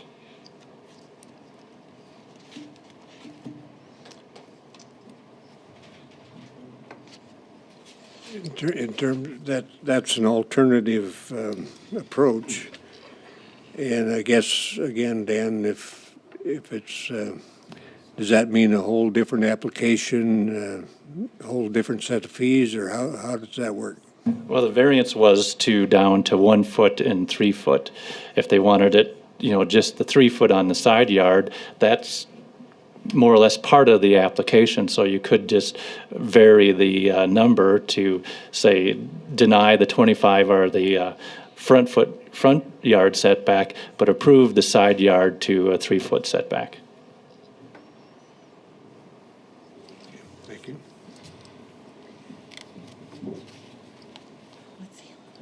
I would not be opposed to the side yard.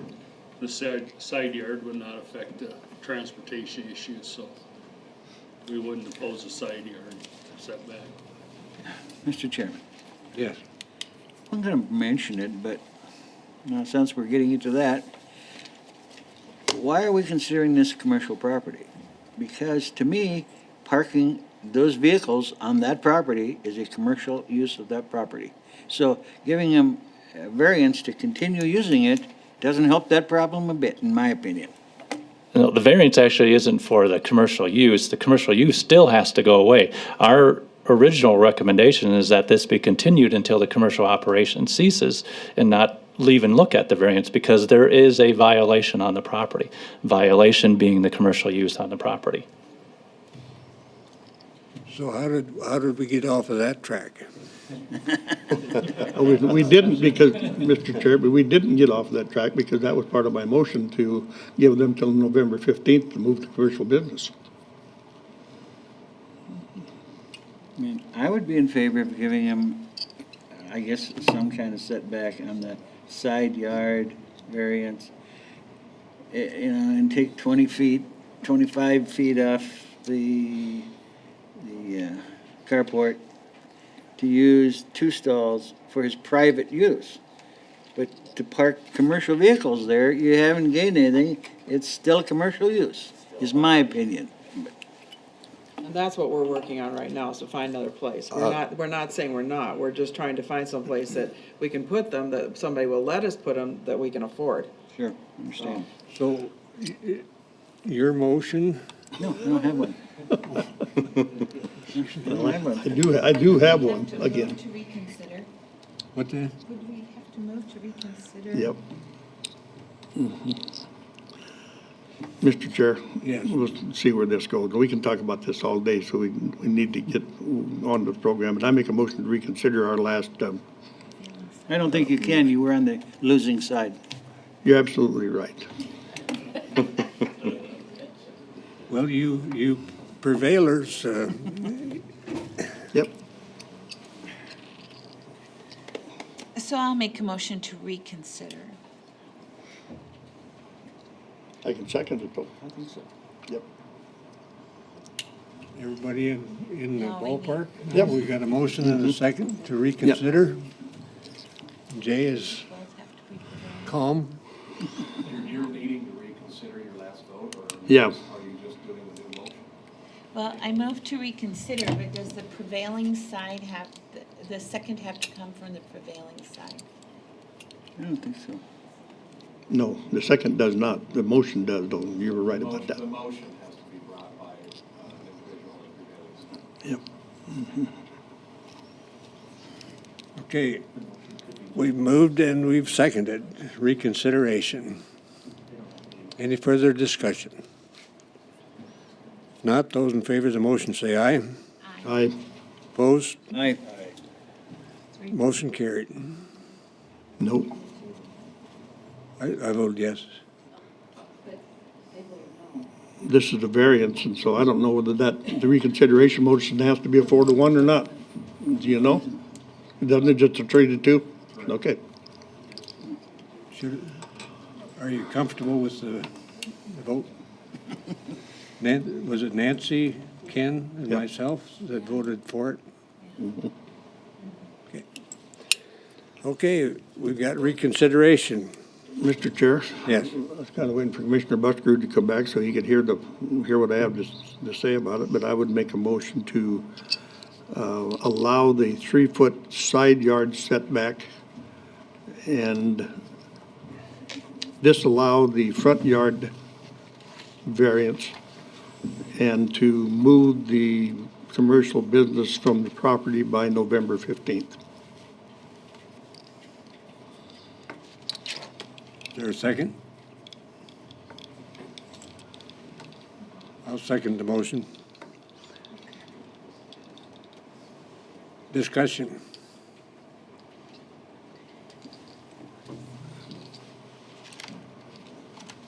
Are we ready to vote? I'm going to say something. You're going to say something? Okay. In all seriousness, I really don't like doing this kind of thing. I've always been pretty strong about the fact you need to come in and get your building permit. You need to do that sort of thing to make sure you conduct business properly, whether it's personal or commercial. I think that you're going to have to, I guess it's a compromise for me, because you're going to have to take off the front end of that building. That's all there is to it. Will do so. And It's one of those things where I guess, and I'm not making excuses, please don't think I am. Had I been around, I'm sure we would have been in compliance from the start.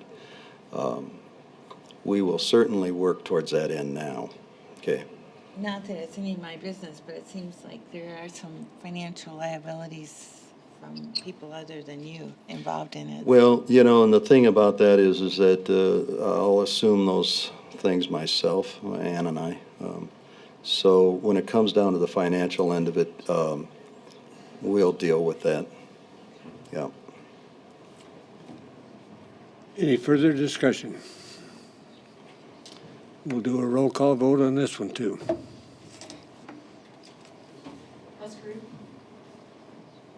Why am I always first? Alphabetic, yeah. That was a quick answer. Would you read the motion one more time for me, please? I think I know what it is. To allow the variance for the 3-foot side yard setback, deny the front yard 1-foot setback, I don't have a word Yep, for it right now, yep. move the commercial business by November 15th. Yes. Davis? Yes. Holloway? No. Troutman? Yes. Peterson? Yes. Thank you very much, everybody. We really appreciate that. Thank you. Make a motion to come out of Board of Adjustment. Second. Moved and seconded to adjourn the Board of Adjustment. Do you folks want these, All in favor of the motion, say aye. they want all these booklets back or not? Do you guys want your booklets back? All the pictures?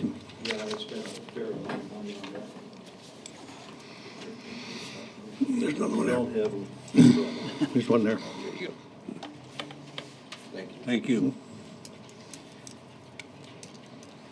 Did we vote on the motion to come out of adjustment? No. I think we did. I said yes, but I think I was the only one. Yes. Motion failed, man. Got a Be pillow? unusual. Got a pillow? All in favor of the motion to adjourn the Board of Adjustments, say aye. Aye. Opposed? Motion carried. Okay, planning and zoning consent agenda. Dan? Well, okay, there's 4 items on the consent calendar. Item B is the Spring Creek Watershed Management Project Implementation Plan, approval of payment application for Alton and Barbara Birchinger. And that's to be continued per the applicant's request. Item C is the Spring Creek Watershed Management Project Implementation Plan, approval of payment application for John Beeler. There is a correction in this that the C, or the S that's in that right before the 53 should actually be a C, just a minor correction for $3,600, and we're recommending approval. Item D is a layout plat 12-32 for Linda and Larry Pearson. Approval is recommended. And item E is a letter to the South Dakota Real Estate Commission, and approval is recommended for that also. Does anyone wish to remove any of the items on the consent agenda? Any commissioner? Mr. Chair, I would like to remove item E, simply because I think we should explain to the public what we're running into, and it serves as a precaution as people buy property, that they begin to question what they're told. So you're asking to remove item E. Yeah, and just Okay. have a brief discussion about that. Anyone else? Anyone from the public that wishes to? Mr. Commissioner, Dan Richer, I'd request that items B and C be removed from the consent agenda. Excuse me? B and C. D and C. B. Boy, B as in boy. And C. Okay, so the only other item left on the consent agenda is item D. And if we're lucky enough to get a motion, we might pass that one. I'll make the motion to approve it, the consent calendar. As amended? As amended, second, yes. Yes, as amended. As amended. Motion and a second to approve the consent calendar as amended. All in favor, say aye. Aye. Opposed, motion carried. So we begin with item B. And so we can talk about it, I'll make a motion to continue item B as the applicant's request to 10/16/12. Second. Motion and a second to continue item B to October 16th at the applicant's request. Is there any discussion? Mr. Richter? Yes, sir. I would like to have this removed from the consent agenda on 10/16/12, when they've requested the extension for. So if I understand you correctly, you wish it to be put on the regular agenda Yeah, just like. for October 16th? Yes, just like the last meeting that I requested it be taken off the consent Is there any agenda. problem with that, with anyone? Jay? I would, Ollie? Mr. Chair? Yeah. I would ask that the, is there some particular thing that's wrong with this so we can straighten it out between now and then if there's a problem, or what's the? Yeah, if you guys want to discuss it. Well, I didn't want we to do have discuss a- it until the applicants are here or that, We, but we do have a motion on the floor, Mr. Chair, I think on item B, so Yes, we do. We do have a motion, and I would say that your request for guidance in terms of that should follow addressing the motion. So we'll vote on the motion, and then if you would elaborate I can do. after that. So, all in favor of the motion, say aye. Aye. Opposed? Motion carried. Okay, now, responding to Commissioner Davis's inquiry. Yes, I have a question concerning this, and I've been trying to get up to speed on this 319, this whole 319 project.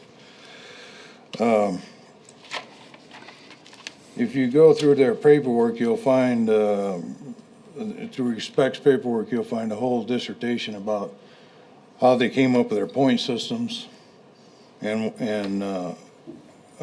for their project. And this particular project was denied because it only totaled 250 points. Now it's been a request for a payment, and it's still at 250 points, which is still below their 300-point threshold. And that's, where are these numbers coming from? Who's changing numbers? Who's changing criteria? I don't have a problem with paying it if but I cannot find anything where the criteria has been changed to allow them to do this project under the 300-point threshold. Okay, so that's good information, and we'll make note of that and try to have information at the next time. Item C.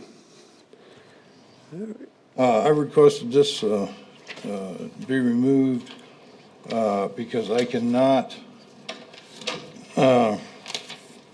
find any documentation on this. If you request the contracts from planning and zoning, they will give you a cover contract sheet which says it is incomplete without the attachment, and they won't give you the attachment because they say it is a private issue. It's not available to the public. And I don't know if you people have been given the correct information on this, because I can't tell you. And I think, I think it's probably good, but I can't find any place in here, and I don't know if you have the criteria in front of you or not. Okay, so the extent to which you are pursuing the details of these things, Jay, do you see any problem with like privilege or whatever, or Brittany? Hi, Brittany, Water Protection Coordinator. There is an attachment when we do the participant agreement, and typically, if the NRCS or anyone else steps foot on their site, there is a provision in the Farm Bill where that information is protected. And according to Patrick Grody, if they were to request that information, which I have not seen that request, we would have to put it through our state's attorney's office to okay, which they've never requested that on that particular property, on Mr. Beeler's property. So I couldn't tell you if, with that, we just typically don't put those attachments with because there is protected information. So instead of putting it in case there is protected information, if they want it, they could request it. We could send it through our state's attorney's office to make sure that there isn't, but they have never requested it for Mr. Beeler's.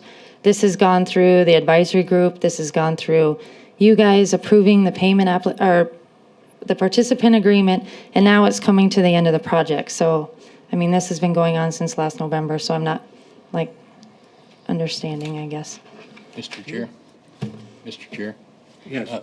What kind of protected information is it that's on those documents? It just depends, because there's like archaeological studies that are done on these properties and such, so and it's not our rule, it's federal and state rules, so we just have to abide by their guidelines, because it's federal monies.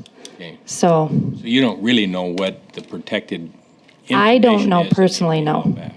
I was just told, I mean, a lot of this has gone through Patrick, so Patrick has advised me to do that, and then if they request the information, then, right.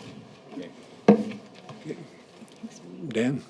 A little concerned with the statement about how it's gone through the whole rigmarole, and this is the last thing on that. Because if you go to another project, which I was gonna bring up in public comments, you'll find that it's out of the project area. I don't think it was presented to you that it was out of the project area.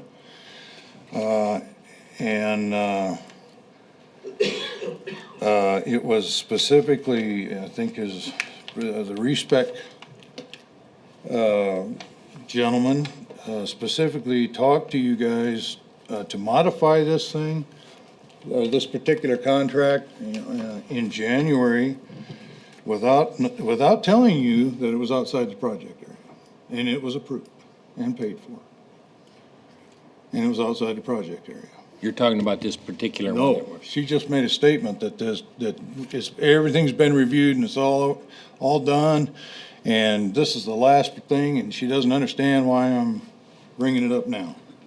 That was in regards to Mr. Beeler's, and he is in the project area.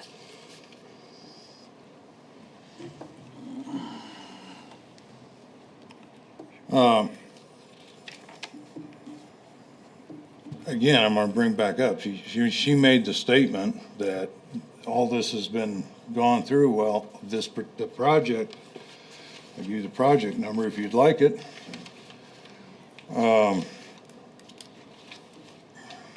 Mr. Chair? Yes. Dan, does she have it right, the property that she just mentioned? What I was referring to was Mr. Beeler's property. Mr. Beeler's property is within the project area. Okay. I'm not concerned with that. I'm concerned with what she said up to that point. She said that it's everything's been done. In reference to Mr. Beeler's property, that's the item that we're discussing right now, is Mr. Beeler's payment application. So any of my correspondence is to that item. And that's what the motion is directed, or the item is directed to. And so if the, Dan, did you have something specific to Mr. Beeler's property? I'll bring that up in public comments, if that's okay. Okay, item C, do we have a motion? Now make a motion to approve it. Is there a second? Second. Motion and a second to approve item C. Any further discussion? If not, those in favor of the motion say aye. Aye. Opposed, motion carried. Item E. Item E is a letter that was directed by the Planning Commission to be written to the Black Hills Association of Realtors. This came up in regards to a conditional use permit we're dealing with in Planning Commission at this time for an RV park that was sold to an individual with the statement that they could do pretty much anything they wanted to on their property. It's now theirs. And so the issue is that they had RV sites on the property that they were operating without a conditional use permit. So that's what is in front of Planning Commission, actually goes in front of them on Monday. And so it was stated that, well, we should write a letter to the Black Hills Association of Realtors that they should be checking with the Planning and Zoning Office to ask what uses are allowed, what can be done on these pieces of property. And so that's more or less what this letter is trying to do, is to let them know that they should be checking with their local planning and zoning offices. And Mr. Chair, I just wanted to make a comment about that. I believe that this is an important step to take. And it doesn't necessarily mean that the realtors are always giving good information about the use of the property, but also about other parts of the ordinance. And I know that we're talking about this one specific case, but it's happened in several different transactions, and it seems like this last year, we've heard this a lot, where a realtor will say, well, you can do this or you can do that, and the person buys the property and then finds out they can't. And I think that's unfortunate, and I'm really glad, Lindell, you're going to sign this and send this off. So that was, I just felt it needed to be more public than on the consent calendar. Any further comments? Well, I just have one, and I just think there's maybe a word in the last paragraph, second sentence, where we're saying that this commission has heard reports of a realtor who provides poor advice about zoning ordinances to a buyer. I think a better word for that would be maybe inaccurate rather than poor. Poor advice is kind of, at least if it might be received as being a little bit negative. Inaccurate's a good word. So if you wouldn't mind, I'd like to see that changed if it's going to come from the county commission. Yeah. You make that change, Dan? Certainly can. I think that is good advice. So you get poor advice and you make poor judgments, you're really in trouble. Yeah. All right. Any further discussion about item E? Chair would entertain a motion. I move to approve the letter from our chairman, Lindell Peterson, to the Black Hills Real Estate Commission, although you have South Dakota Real Estate. Executive session, reason is there for this? Do you want South Dakota or Black Hills?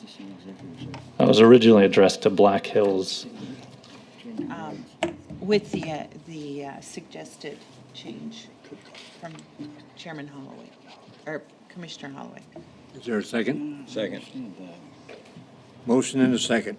Any further discussion? Mr. Chair? Yes. Just one. I was just wondering, should not a copy of this, maybe a copy of your letter go to the South Dakota Board of Realtors, along with the Black Hills Realtors Association? I mean, that, I think that makes sense.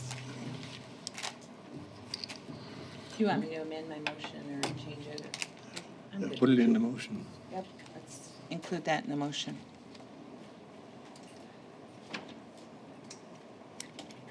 You got that, Karen? Okay, we have a motion and a second. Any further discussion? If not, those in favor of the motion say aye. Aye. Opposed? Motion carried. If I could have one moment to just introduce our new employee, Valerie Jagam. started on Monday. Erin Olson had left, and she is filling that position as the septic environmental planner. Welcome. Welcome. So now you know who you have to deal with and what you have to deal with, huh? Thank you. Okay. We've already had committee reports unless someone has thought of something else they want to report. What time did you leave Sioux Falls, Commissioner Westwood? He passed me. I can go into more detail, but there might be some of it I'd leave out. Unless it's pertinent to the weather, fire protection, bark beetles, leave it out. Okay, very good. It was very informative and a very good turnout. So. That's good. Next item is items from the public.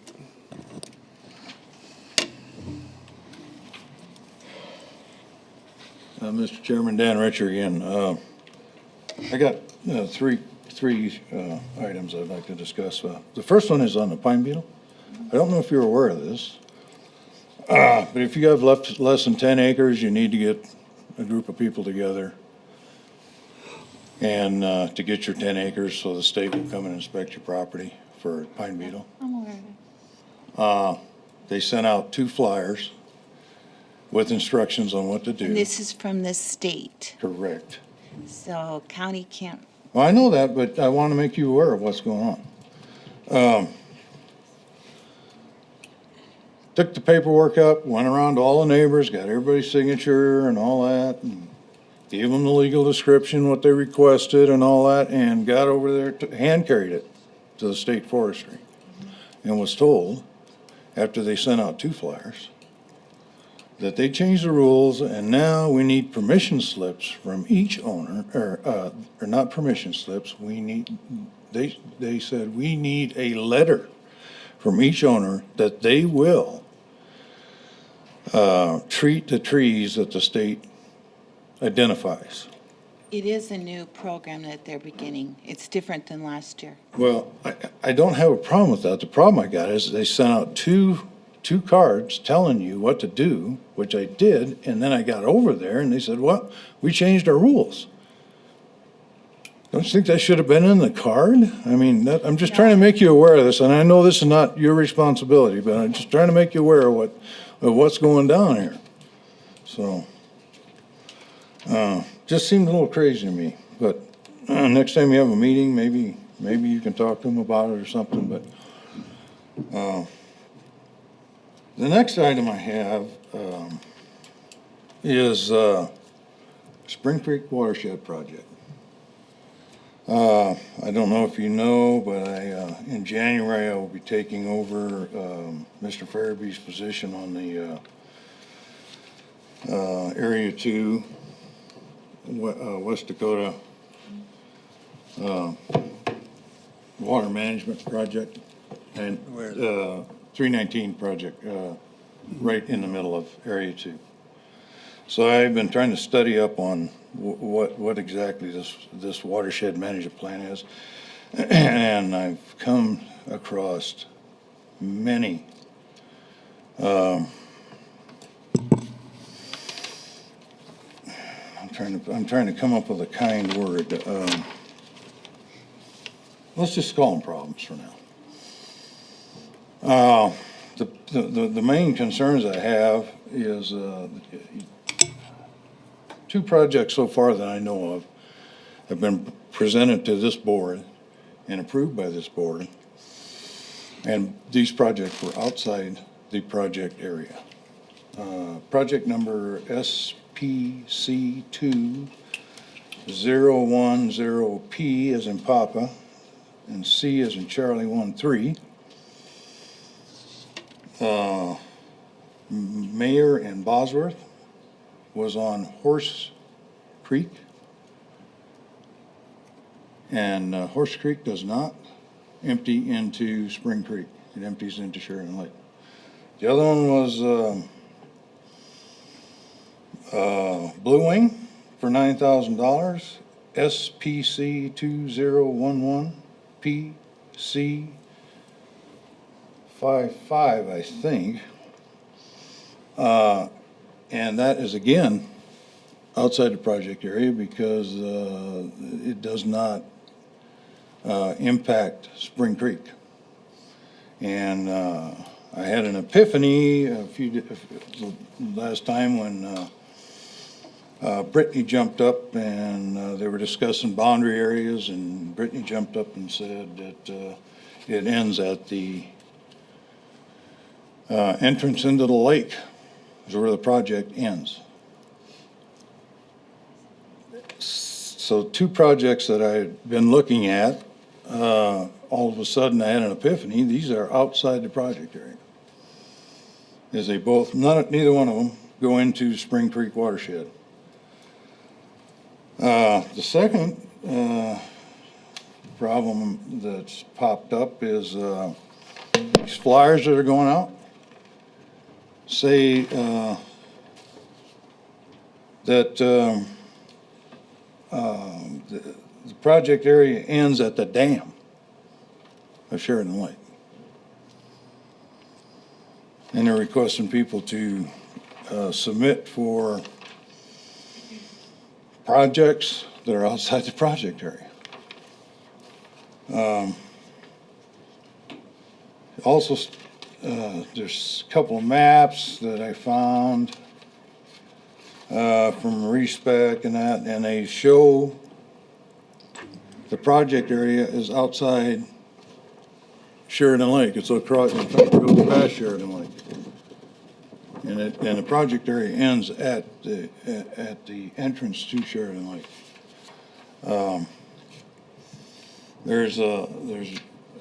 I don't want to accuse anybody of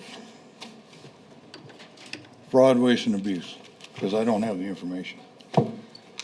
I'm telling you, I was 6 years in standardization evaluation and 3 years in the IG, and I do know how to smell stinky things.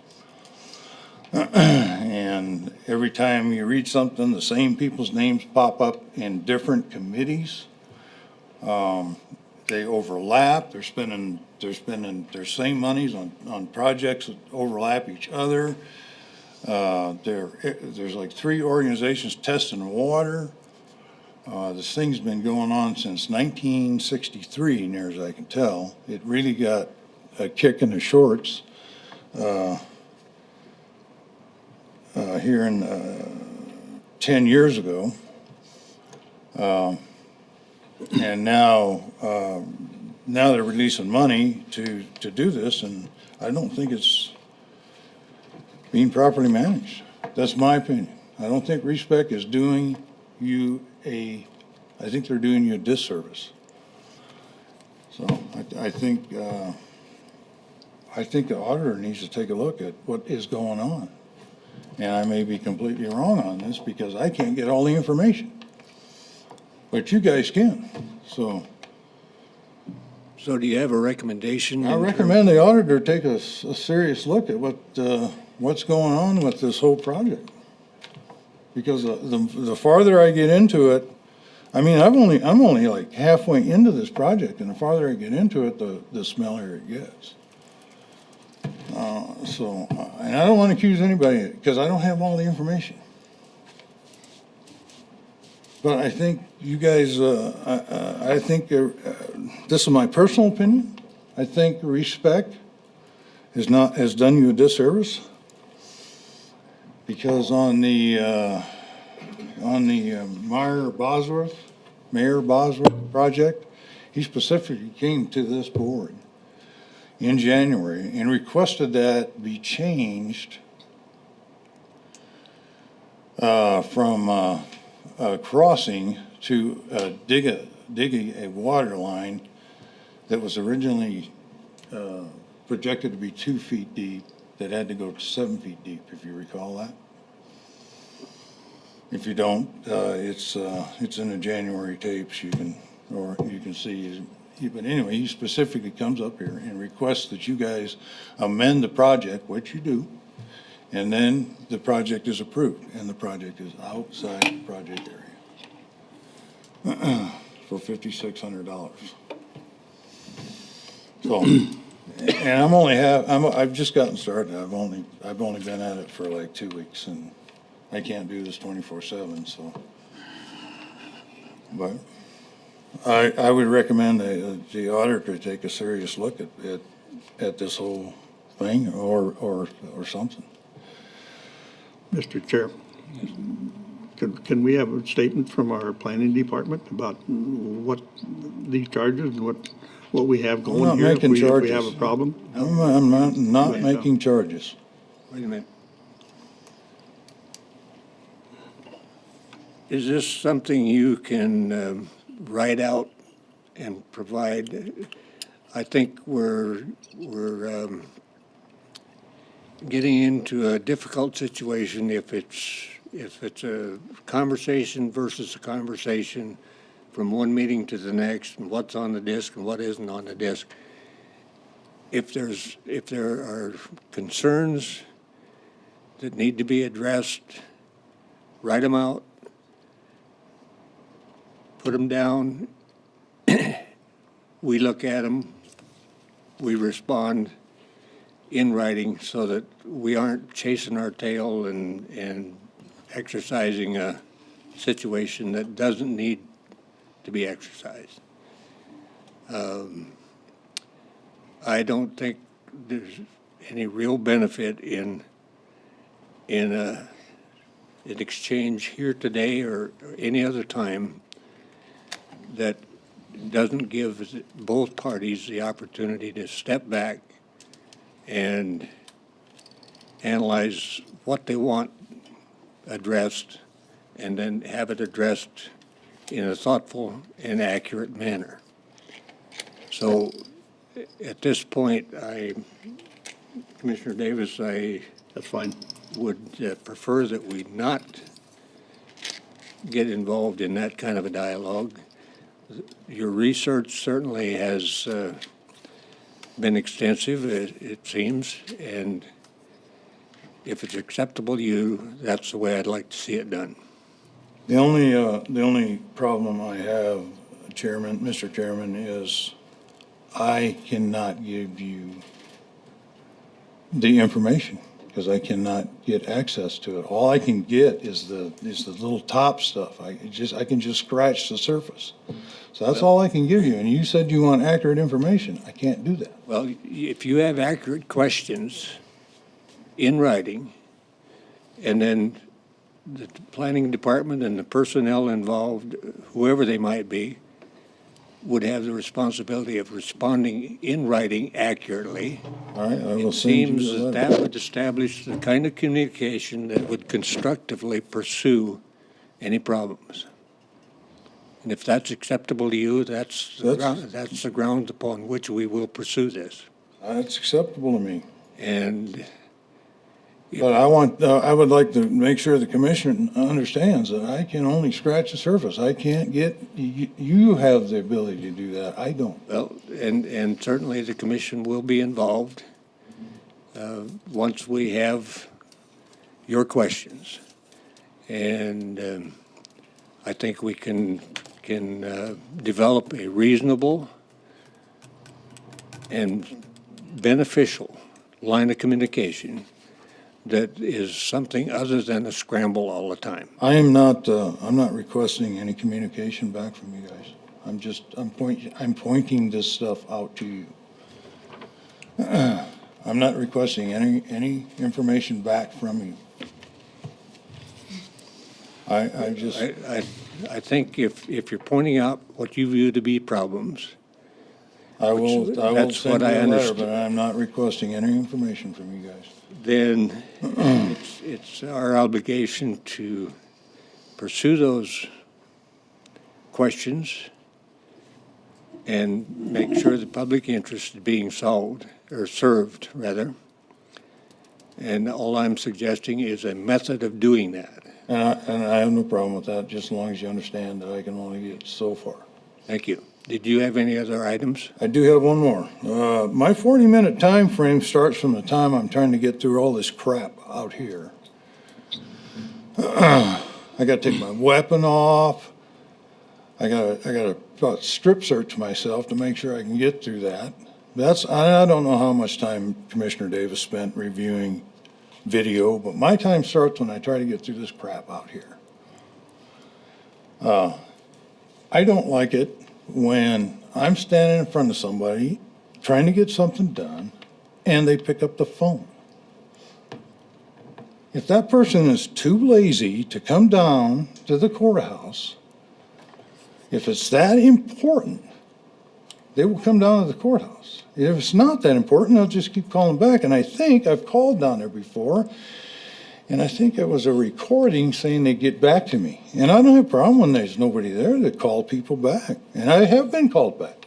And the second thing is, I said when I started my statement that I believed that the treasurer was overwhelmed and needed additional personnel. I did not state that I had a problem with her competency. And I think I agreed right off the bat that she needs additional personnel because they got people answering the phone with people standing right at the window. So I am not going to give an apology because my time starts out there, and I don't know what he looked at or what he counted or anything like that, but I was counting everybody at the window, everybody in the line, and everybody behind me. And there was over 30 people. And that's all I'm going to say. I'm not getting a pissing contest or nothing. That's just all I'm going to say about it. Okay, thank you. Any other comments from the public?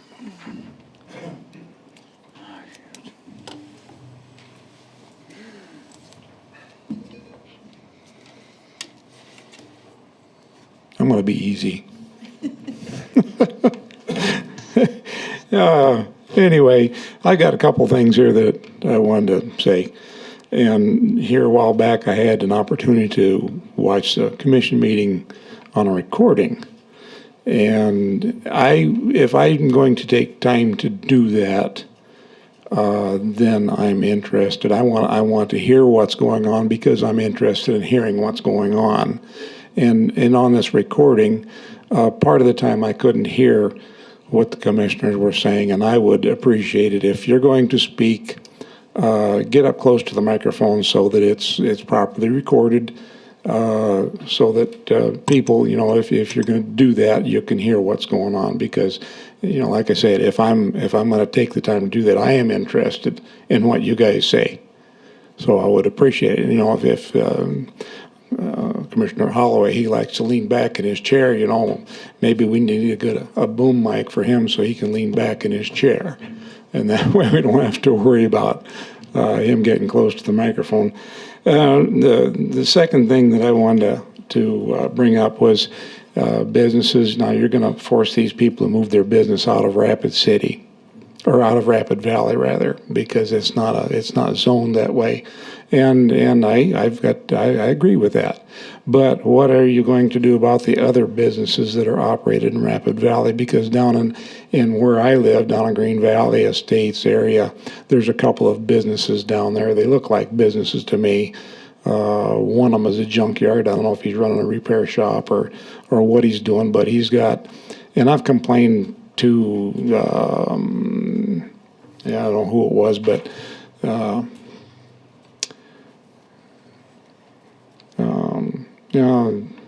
the city's got somebody you complain to if somebody's got a trashy yard or whatever, too many vehicles. And I've complained about the number of vehicles, and they come down, take a look, and they said, well, they've never done anything about it. And so, the junkyard is an eyesore.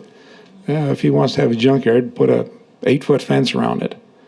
But that's still a business, and it shouldn't be down there. So I just wanted to bring that to your attention and ask that you do something about the other businesses that are being run down there in areas that aren't zoned that way.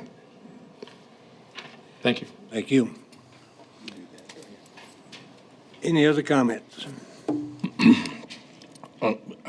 Mr. Chair, I think that our planning department does respond to complaints that they receive or information that they receive. So if you know of some suspected businesses, if you let the planning department know, they'll go out and take a look at it and enforce the ordinance. And they've done it on other complaints. Well, what happens is that you complain, they go out, the person that they complain about comes in for a variance. I'll vote against it. Or home occupation. Okay. Any other comments or questions? If not, next item on the agenda is executive session, and we need a motion. Move to go into executive session for contractual and personnel. Is there a second? Second. Nobody wants to do Thank you. it. All in favor of the motion, say aye. Aye. Opposed, motion carried.